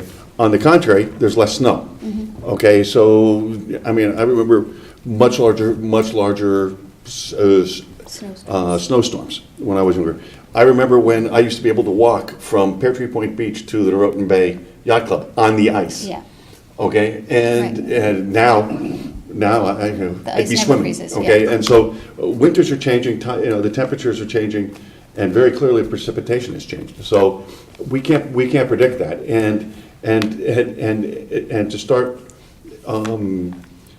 it's just raining more, okay? And so there's not much we can do about that, okay, at a town level. And so that is, to sit there and say 10 years, oh, it's because of the two culverts, that's a, it's an interesting argument, but I find that. Well, I don't think it's just the culverts. I think, again, it's, people running on wetlands and, more impact of people being on wetlands. And, it's a place that, now is already very wet, and then there's more activity on wetlands. And I guess my only other final comment is the rest of the trail, that there are portions of that running trail, do they not abut to other wetland areas around the high school? There was a portion within 100 feet of Stony Brook, which the commission's already approved. Like around the baseball? Right around the baseball field, And yeah. then what about the back corner? No, not in the back corner, no. It's not a pond, or it wasn't?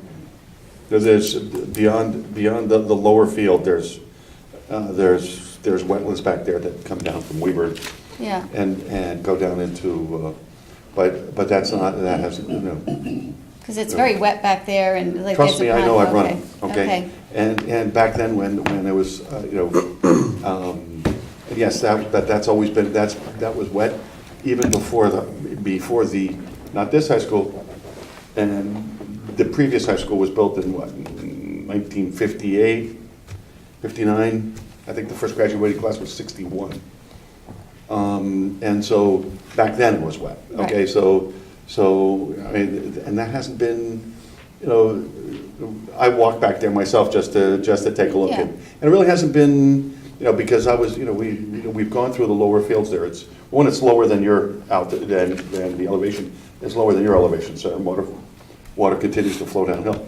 But I walk it because it affects other parts of the town. Right, right. And just to reflect because of the turf fields and things like that, Yeah. and just to make sure things are maintained down there, because that's, that's a big area. And can I just get one clarification? What was the turf field that you said was at a lower level than this Dillard property? Which one was that? For the record, Joe Canis of Tie and Bond, all the fields are lower than the Diller property. The one I specifically referenced that I knew the elevation off the top of my head was this middle oval field here. The middle field is. And the stadium field and what we call the lower level field all the way down is lower still by elevation. The Stadium East Field, I think is what you're referring to, all the way in the northeast corner. Even the lowest end of that property, of the I'm sorry? Dillard property, is higher than all the turf fields? Right, yeah, the lowest end of the Diller property, I believe, is elevation 130 or so. I don't have the number in my head, but from what looking at these contours here, the lowest I see is 130. Okay? Yeah, okay, just seems like it slopes. Yeah. Okay, anybody else? Okay, thank you. Now, the question is, does the commission feel it's necessary to go out and have a more accurate path in order to consider it, or and hence keep the public hearing open, or should we close the public hearing? We have to close the public hearing. Michael? Second. We've been over there, we've walked it, I think we've discussed it enough. I'd say close the hearing. We've heard that from the neighbors. Jim? What I heard from the neighbors is that they would like more time to be able to review plans that they only just saw today for the first time. And this commissioner feels they should be afforded that time. I don't know it's going to change any of the conclusions that we're all working on, but it's just in respect of their research and markings and concerns, some of which sound valid, but if they feel they need that time, I feel they should. That perhaps we should keep the public hearing open to allow them to do so. That's a good point. I agree with Jim. I think the neighbors should get there, whatever they want, we'll give them maximum, we'll give them, 30 days to go review these things, and then keep the public hearing open. So, They're also entitled to hire your own licensed engineer, by the way.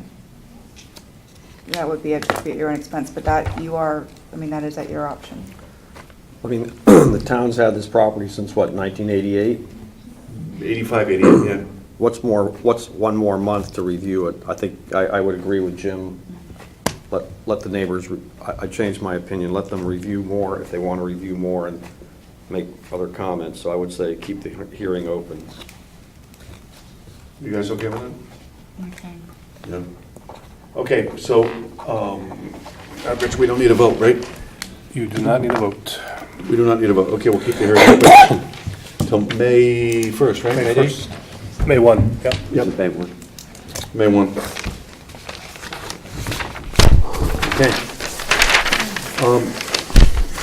Next item of business is EPC 9, 2019, Sandra Lovegrove, parcel B-2, Valley Forge Road, proposing construction of a new residence and related site construction in upland review area, and a sewer force main in the wetland and watercourse. The site is shown on Assessor's Map as number 2, is lot number 29A, to be opened and immediately continued.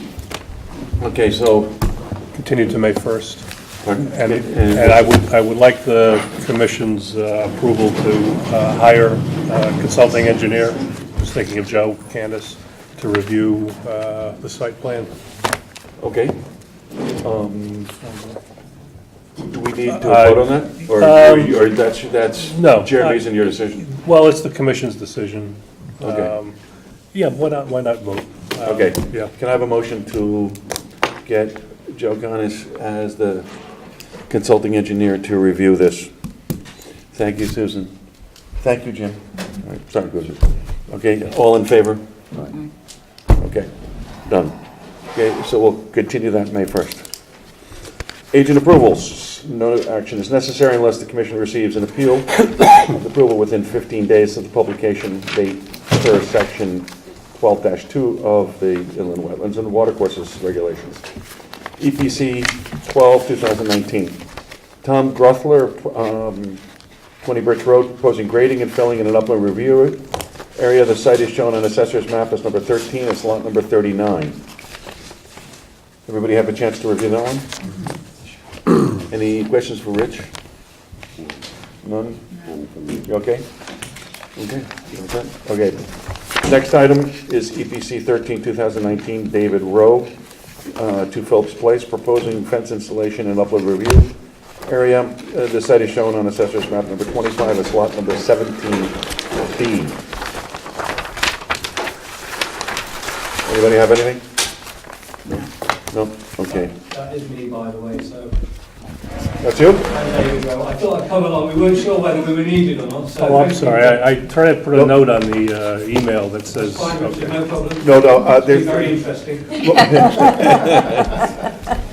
We're just trying to do the right thing here. No, yeah, I apologize on behalf of the commission because Rich, when an application is received, Rich takes a look at it, and if it's minimal impact, then Rich has the authority to go and say, go, okay, to say go, and then it comes to us, and if any one of us could look at this and say, oh my God, he's trying to do what? And so then we can go back to Rich and say, no, let's get you guys in here to talk about it. So I wouldn't say your time's totally wasted, but it's an interesting hearing anyway. So, but anyway, it's now gets published in the newspaper, and there's a 15-day period where somebody can come up and request a hearing. Well, they could request you reconsider Yeah, your allowing me to approve it as an agent. So, But that in hasn't- essence, that's rarely in essence, we have no objection to it. So Rich has approved it, and You're good to go. You're good to go. Thank you very much. Sure. Glad you enjoyed the show. EPC 14, 2019, Michael and Megan Dressler, 293 Mansfield Avenue, proposing a house addition in an upland review area.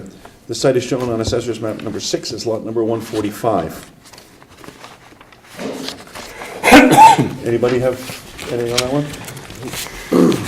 Well, how they didn't know they had wetlands on this property is amazing. How they what? How they know? I that- drive by this property like 6 days a week. Yeah. It's something at the wetlands. Yes, yes. I was just at 301, and there's major stream that comes down from the corner of, from the back of the corner of Middlesex and Mansfield. Oh, yeah. Their back property there that goes through, I guess the next one's 301, and it goes right through the middle of the property. And Backs up it's to the like, Hunt Club that's there. serious. Is that the one that backs up to the Hunt Club? That's- Yes, Yeah, yes, yes. I'm sure you'll be getting inquiries on that one. I have been. You'll be seeing it at some point. Yep, I'm sure. All right, does anybody have any issues with this one? Okay. EPC 15, 2019, Darien Department of Public Works, Heather Lane, proposing excavation for electrical conduit installation within an upland review area.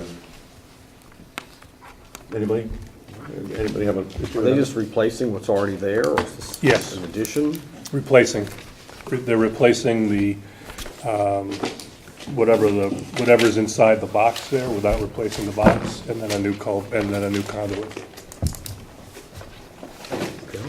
Okay. The next is the minutes of March 6th, 2019.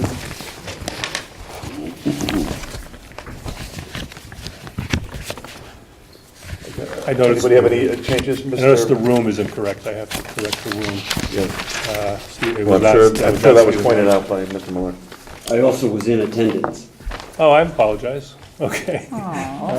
So all of the, you know, it was seconded in the motion and it passed 5-0, it was actually 6-0. I Should be think, 6-0. throughout. Okay. Okay. And I'll pass these down to you, Rich. Well, there was, There were a couple of, should be 5-0. 5-0 because Michael wasn't here. not here, so it should be 5-0. Oh, he had the wrong Yeah. Mr. Person, because he has Michael here. So, okay, I'll change so you that. just have to check your notes on who was here, Yes. who was not able to be here. There were a couple other little typos, but there was one where on the top of page 2, property near and dear to my heart, 175 Brookside Road. It says that, and I remember this question, Mr. Blige said he sees 3 components, I think probably in a question for Mr. DeVesta at the time. Farm drain, which will be opened up, the driveway culvert, which, there's a typo there, should Okay. say be opened up. Okay. And now that they were granted the ability to put a pipe through what we all thought had a pipe, and that pipe is installed, I was wondering if you might want to say that in these minutes. And the replacement pipe, which is referencing the one that was all caved in on the south of the driveway Right. to Stonewall Lane. So you can add that or not at your discretion. I just thought it added clarity, and then there was some, this was one I think that also had enough content to discuss it with you, all of you guys tonight. At the bottom of page 5, referencing the Oxford Riding and Racket Club, is that what they're now calling it? Yeah. Mr. Millard noted that much of the Ox Ridge land is protected by a conservation easement. That's not accurate. Oh, okay. The Darien Land Trust did a conservation easement on 6 acres of the original 39 Oh, acres. okay, so that's 6 acres. Much of the wetlands, though, is, much of the wetlands is the easement, is that true? Much of the wetlands. That I don't know for sure. I'll just say 6 acres. Just say It 6 is acres. 6 acres. 6, so it says just say 6 acres. And what the riding club is always labeled the paddocks, Okay, where horses graze and cool off after being worked. In what I think, if I'm reading my maps correctly in my head, would be in the southeast corner of the original Ox Ridge Hunt Club property. If I show the whole 39 acres, I could point it out to you, but, so I think that I think needs to it was be clarified. delineated, wasn't it, in the plan? I think it was too.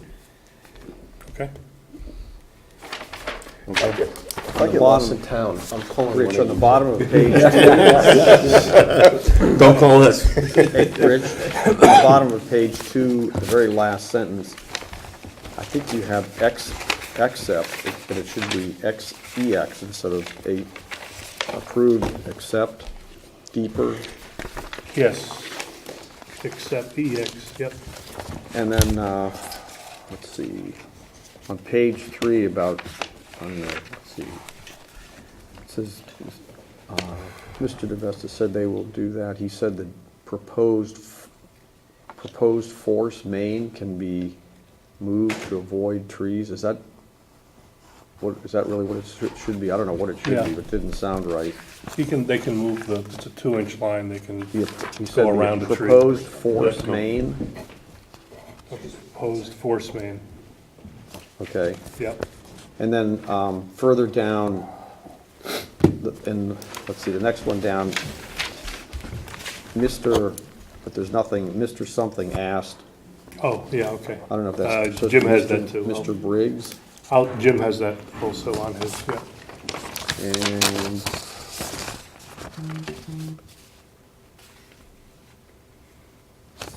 think that was it. Okay.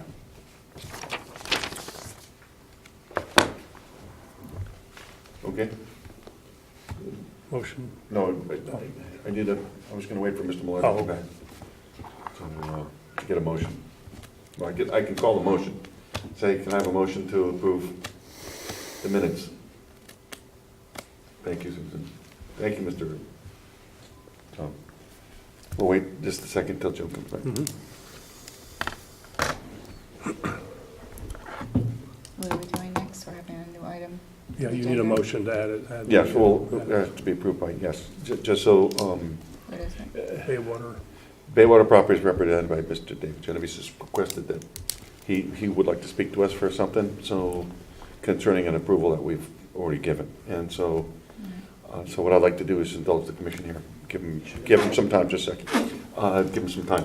So Okay. can I have a motion to, Do we need to wait for Jim to come back? but not to get 2/3? Okay. All in favor, if it's unanimous, raise your hand. So, just a second, because we still have a motion pending on the floor to approve our minutes, and then you're away. Okay, so there's a motion on the floor to approve the minutes. All in favor of approving the minutes? Thank you for that quick break. Thanks. Okay, okay, thanks, unanimous. We also added to the agenda while you were away, other business, and this is the Corbin Drive. Just slide over here so I can see what I'm showing you. Thank you very much. I'm David Genovese from Baywater Corbin Partners, and I'm here tonight to make a request of the commission. In August of last year, we received an approval, August 9th of last year, we received EPC approval for what we call the Corbin project in downtown Darien.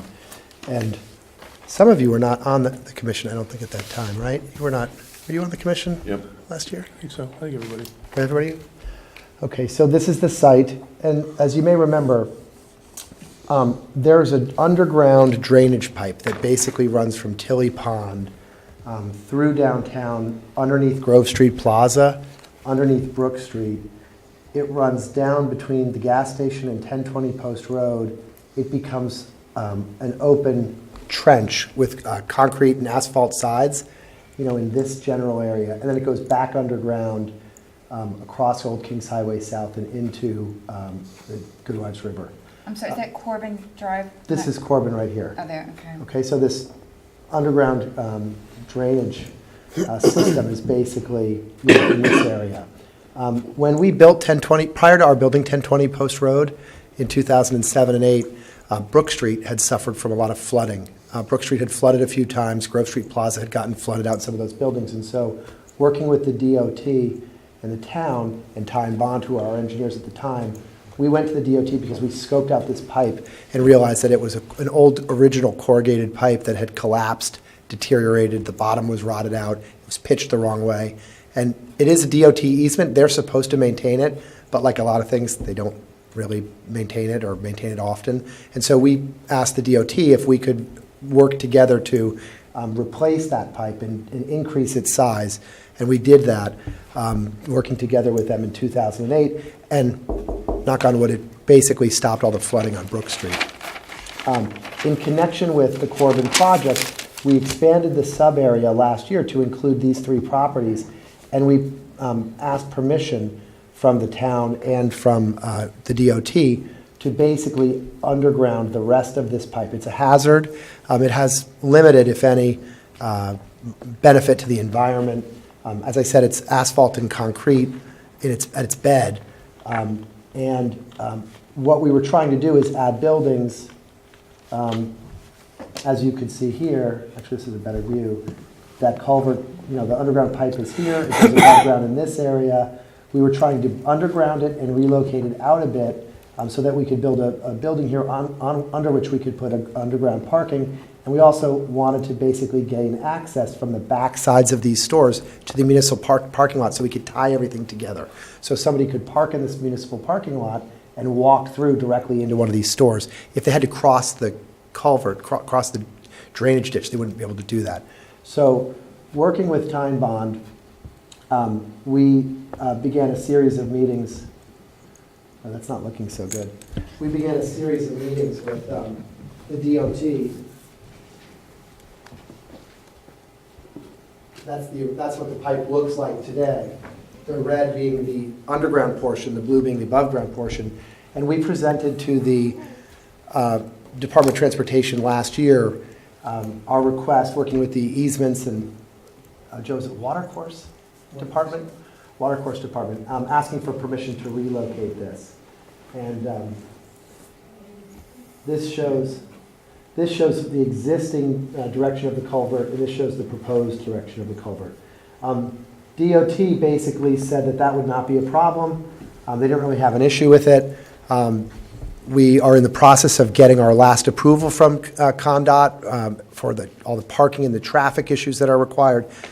And everything was looking very good. And then on Friday of last week, we received a letter from the EPA, was it technically from the EPA or from the Army Corps of Engineers? Technically from the Army Corps of Engineers, basically saying that because on their review of sandborne maps from, I think, before 1920 or 30, there had been a river running through downtown Darien. They considered that drainage culvert a stream. They designated it a stream. And Rich will correct me, and Joe and Raina are here as well from Time Bond to correct me if I'm misspeaking as a non-engineer. But they're characterizing it as a stream.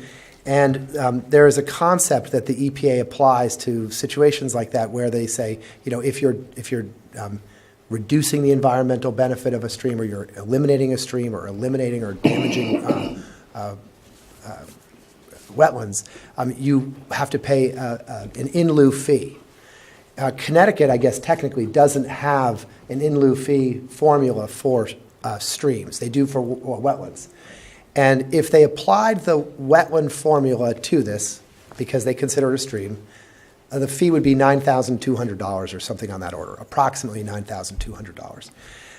The reviewer from the Army Corps of Engineers wrote to us a letter, and I've submitted it to Rich, so Rich has seen this and spoken to Rick Canavan from Time Bond about it. They said, we think that fee is too light, is too small. We want to use the New Hampshire fee in Connecticut and double it. And this is literally in the text that we received, and that results in a fee of $424,000. They said also they acknowledged that could be high. The reviewer said that could be high, and so we could potentially look at maybe not doubling it or nearly doubling it and reduce it to $209,000. But this is something that we've never. This was not in our budget. It's not something that anyone had ever advised us was possible. Time Bond could speak to this from a broader perspective, but I don't think that they've ever seen something quite like this, and technically don't agree with it. You guys have never seen this applied to something else, but you channel over. Yeah, just again for the record, Joe Canis. When the new Corps permit took effect in 2016, they initiated this in lieu of fee program because they recognized that wetland mitigation projects undertaken by applicants just weren't taking hold. So what they do is they collect this fee and they use this to fund larger wetland projects and within the same sub-basin. It would not necessarily in town. So we. On projects I've had, we've had a lieu of fee assessment. I had one in Danbury that was around $15,000 for, it was a wetland, but it wasn't based on the water course. In the permit, there's an actual table for in lieu of fee, right? There's a specific permit that's for Connecticut, and it's per $9.12 for this area. It varies where you are in Connecticut, per square foot of wetland that's disturbed. There's nothing in there for water course. For the watercourse fee that EPA has asked for, it's based on per bank. So it's like $200 per linear feet of stream bank. And since you're disturbing both stream banks, and they have a separate fee for the bottom. Now, I had similar projects in Trumbull. One is at the DPW yard, and others at a transfer station, where the culvert, it's kind of similar situation, was kind of stream that had a very, portion of a stream that had very limited value, has been, significantly encroached upon, and a lot of trash got into it. We did some culverted those sections of streams, and we were able to get the fee waived in that case, and for both those projects in Trumbull. So here, I don't know, it could just depend on the reviewer. I don't know, Raina, if you have anything else to add in your experience. No. Yeah, so it's basically the same type of experience, yeah. This is the first time that I've certainly, this is the first time I've even heard of there be, trying to apply this to a stream and, using a different state standard. So it's definitely an unusual situation that I haven't seen before. So, so what we were asking is if you could consider writing a letter. You approved the application. You highlighted in your EPC approval. You highlighted the fact that, or your belief that we were actually having a positive impact upon the Goodwives River because of the work we're doing downstream. So, I think we all sort of looked at this again as a non-engineer. This is the drainage culvert that runs under Brook Street. That's the pipe that we doubled in size and installed alongside 1020 and the gas station from the post road back.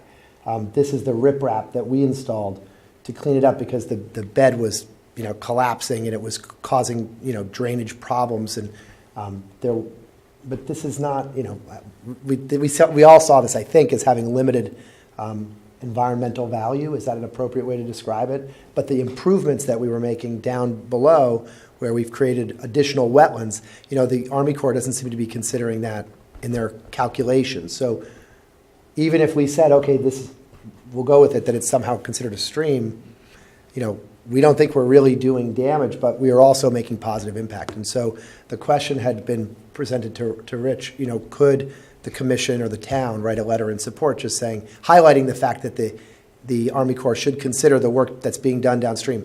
It's important to note, I don't think I made the comment that they have not done a site review. So they haven't come down to see this? No, they seem to be resisting coming down, and they... is that because they're in Massachusetts? Concord, Massachusetts. So we've been encouraging them to come and take a look and see what we really have here. We forwarded to Rich all of the information that we've received from the Army Corps, and we're happy to distribute that more broadly, or Rich can. Is there an appeal process? I don't think there is an appeal process, right?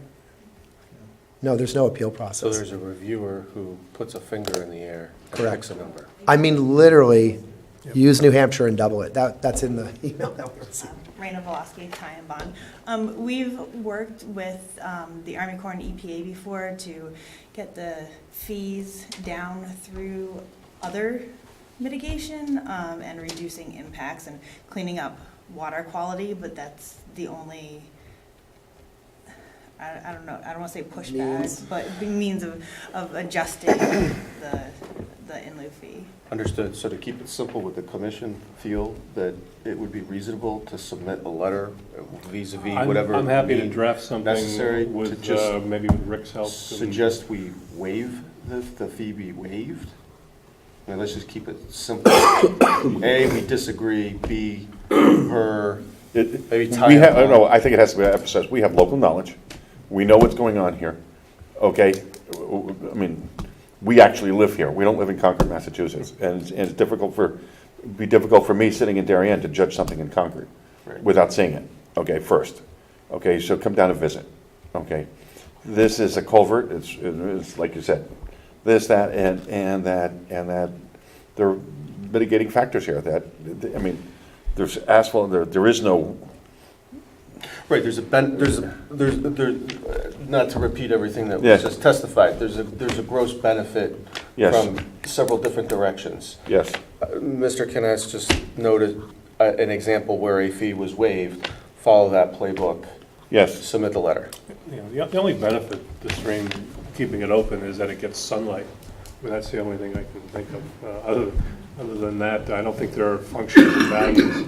And Raina Voloski, Ty and Bond, the amount of sunlight that it gets isn't appreciable. it's not a benefit, like there's no vegetation growing. The functions and values.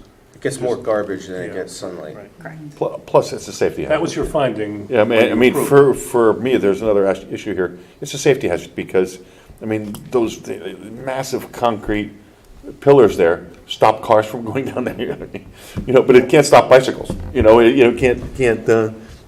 actually seen somebody almost fall into one, and it's sort of like, wow, so that, the kids crawl over back there. yeah, so, no, we understand. Does the commission, Could I ask David a question? Sure. I'm sure you've shown us this before, but I'm forgetting. You say you're going to improve dramatically other portions of the site. And that, to me, is an essential to have the people from Concord, Mass. Come down and see the totality of what you're doing. Yeah, they don't see the mitigation in the basin as being in kind, I guess is. And could you point out what that means, what Rich is saying there? This is the basin that we're creating on That's the other for side of, Corbin. on the other side of Old Kings Highway but South. that's for Corbin, isn't it? It doesn't. It's all part of the same. It isn't But and the necessary. river is next to it. It's all part of the same system, right? It's all part of the same system. Can you go back to the previous slide? No, there. The outlet at the base. I mean, obviously it's the tributary of the Goodwives right there that goes off to the right. The one that comes in from the left, all of a sudden opens up. No, down, right there. That's the thing that comes out from Tilly Pond, Right. and that's what you're going to make a culvert out of. You have to help me get my bearings. This block right here Yes, sir. is the area, this is where the basin is being created, which will hold water and would be considered expanded wetlands, I think. Not. Or no? I don't want to speak incorrectly. No, not really. It's unclear what the hydrology is going to be. It'll be a natural area, natural vegetation, Yeah, but the benefit is that it provides stormwater quality improvements. stormwater quality. But even if it's not a wetland creation. Yeah. And even if it were, again, they would consider it apples and oranges under their rules, not necessarily. It looked like a pretty good sized area, though. The basin you're talking about is. It's significant. And I don't think there was any reference to that there was some discussion of it a while back, but there was no reference to it in the calculations. They didn't give us any credit for that. Oh, As you say, because they consider it an apple and an orange. I'm just speculating that they Yeah. don't consider it mitigation. Right, they probably don't, because, what they're looking at is more vegetative kind of, looking at the wetland soil versus the stormwater only. But, certainly stormwater is a part of the quality, part of the picture also that they should be looking at. Obviously, but, you can see, this could get overloaded with whatever flows into there pretty quickly. It has very little value. Well, actually, there's only so much water that could fit through the pipe. Right.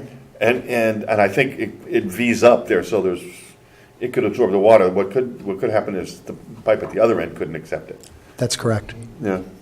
And this is an active stream, This is the brook, or overflow. whatever you call it. This It's is the not over- just a stormwater. It's a DOT drainage easement. It's really the overflow from Tilly. from isn't Tilly it? Pond. It goes underneath the railroad. It goes underneath Underneath underneath what is Kuhn's that, West Street? underneath Kuhn's parking lot, underneath Metro North, and it's not called Brook Street for nothing. Okay, and so it goes underneath Brook Street, and then takes a right turn. All right, That's right. and then almost in line with this ditch is where the right turn is. But again, just imagine looking at that picture, if we couldn't relocate it and we left it where it was and we built a new, 2 or 3 story apartment building here, there'd be no way to access those buildings from the municipal parking lot. You can kind of see it from that picture pretty well. Well, Joe just said something which resonated with me was, and maybe you said they, you mean the Concord, Massachusetts people. The Corps of Engineers. Yeah. Army EPA. Corps of Engineers. EPA. Federal, right? Yep. Yeah, EPA reviews the Corps of Engineers. But there's little vegetative activity going on there. It's a pretty hard surface. It's all planted. Channel. Right, yeah. Looks Yeah. like something you'd see in California. It's all planted. Right. This is the area that Right, especially. the chairman was speaking of with the concrete bollards to keep the cars from falling in, and that's Bollard, the, okay. you know, that's the concrete side, and there's asphalt and concrete on the sides of this thing. Yep. So it's really, you know, and and to be candid, we're trying to do a lot of things with this project. We're working with Eversource to underground the power lines. We have an active dialogue with them to relocate power lines, on Squab Lane, literally to feed buildings from different directions. I mean, there are a lot of components to this project to get it right. And as I said to our team, this first doesn't make much sense to us, but second, to spend money like that at this stage of the project when you're trying to do these other things, it's adding risk that we just can't take. So anyway, what they want to do is have EPC, me as its chair, sign a letter that would go to, I guess, the Army Corps of Engineers, or to do that. But I don't want to do that without, permission from my fellow commissioners. It's fine with me. Go for it. Approved. Second that motion. Wait a minute. When did I lose control as commissioner? We'll get on that. Thank you for your time, and sorry for keeping you a little later. Is also the request, Mr. Genovese, of maybe our first selectman pointing out the benefits to? Well, I think that's a whole separate discussion, I mean- possibly. I think right now you would be the EPC writing a letter. From an environmental perspective. I know that It's really an environmental issue, Yeah. I think. Yeah. there are no ducks in that stream right there. I've never seen That one. kind of place Dead they're gonna ducks. go to. I don't know, but who knows what else is in that street? Oh, just- Where's our wetland scientist to determine the unique species that are there? But, with this, we are under a little bit of time pressure because apparently they can put this into writing at any point. They kind of just, as I understand the process, they sort of said, here's where we are, here's what we're thinking. So we're under a little bit of time pressure with this. We're also separately trying to get through the DOT OSTA process. And we're having a debate right now, our last debate with them over sidewalk width and roadway and parking lane width. We're trying That's to, Connecticut's State. DOT.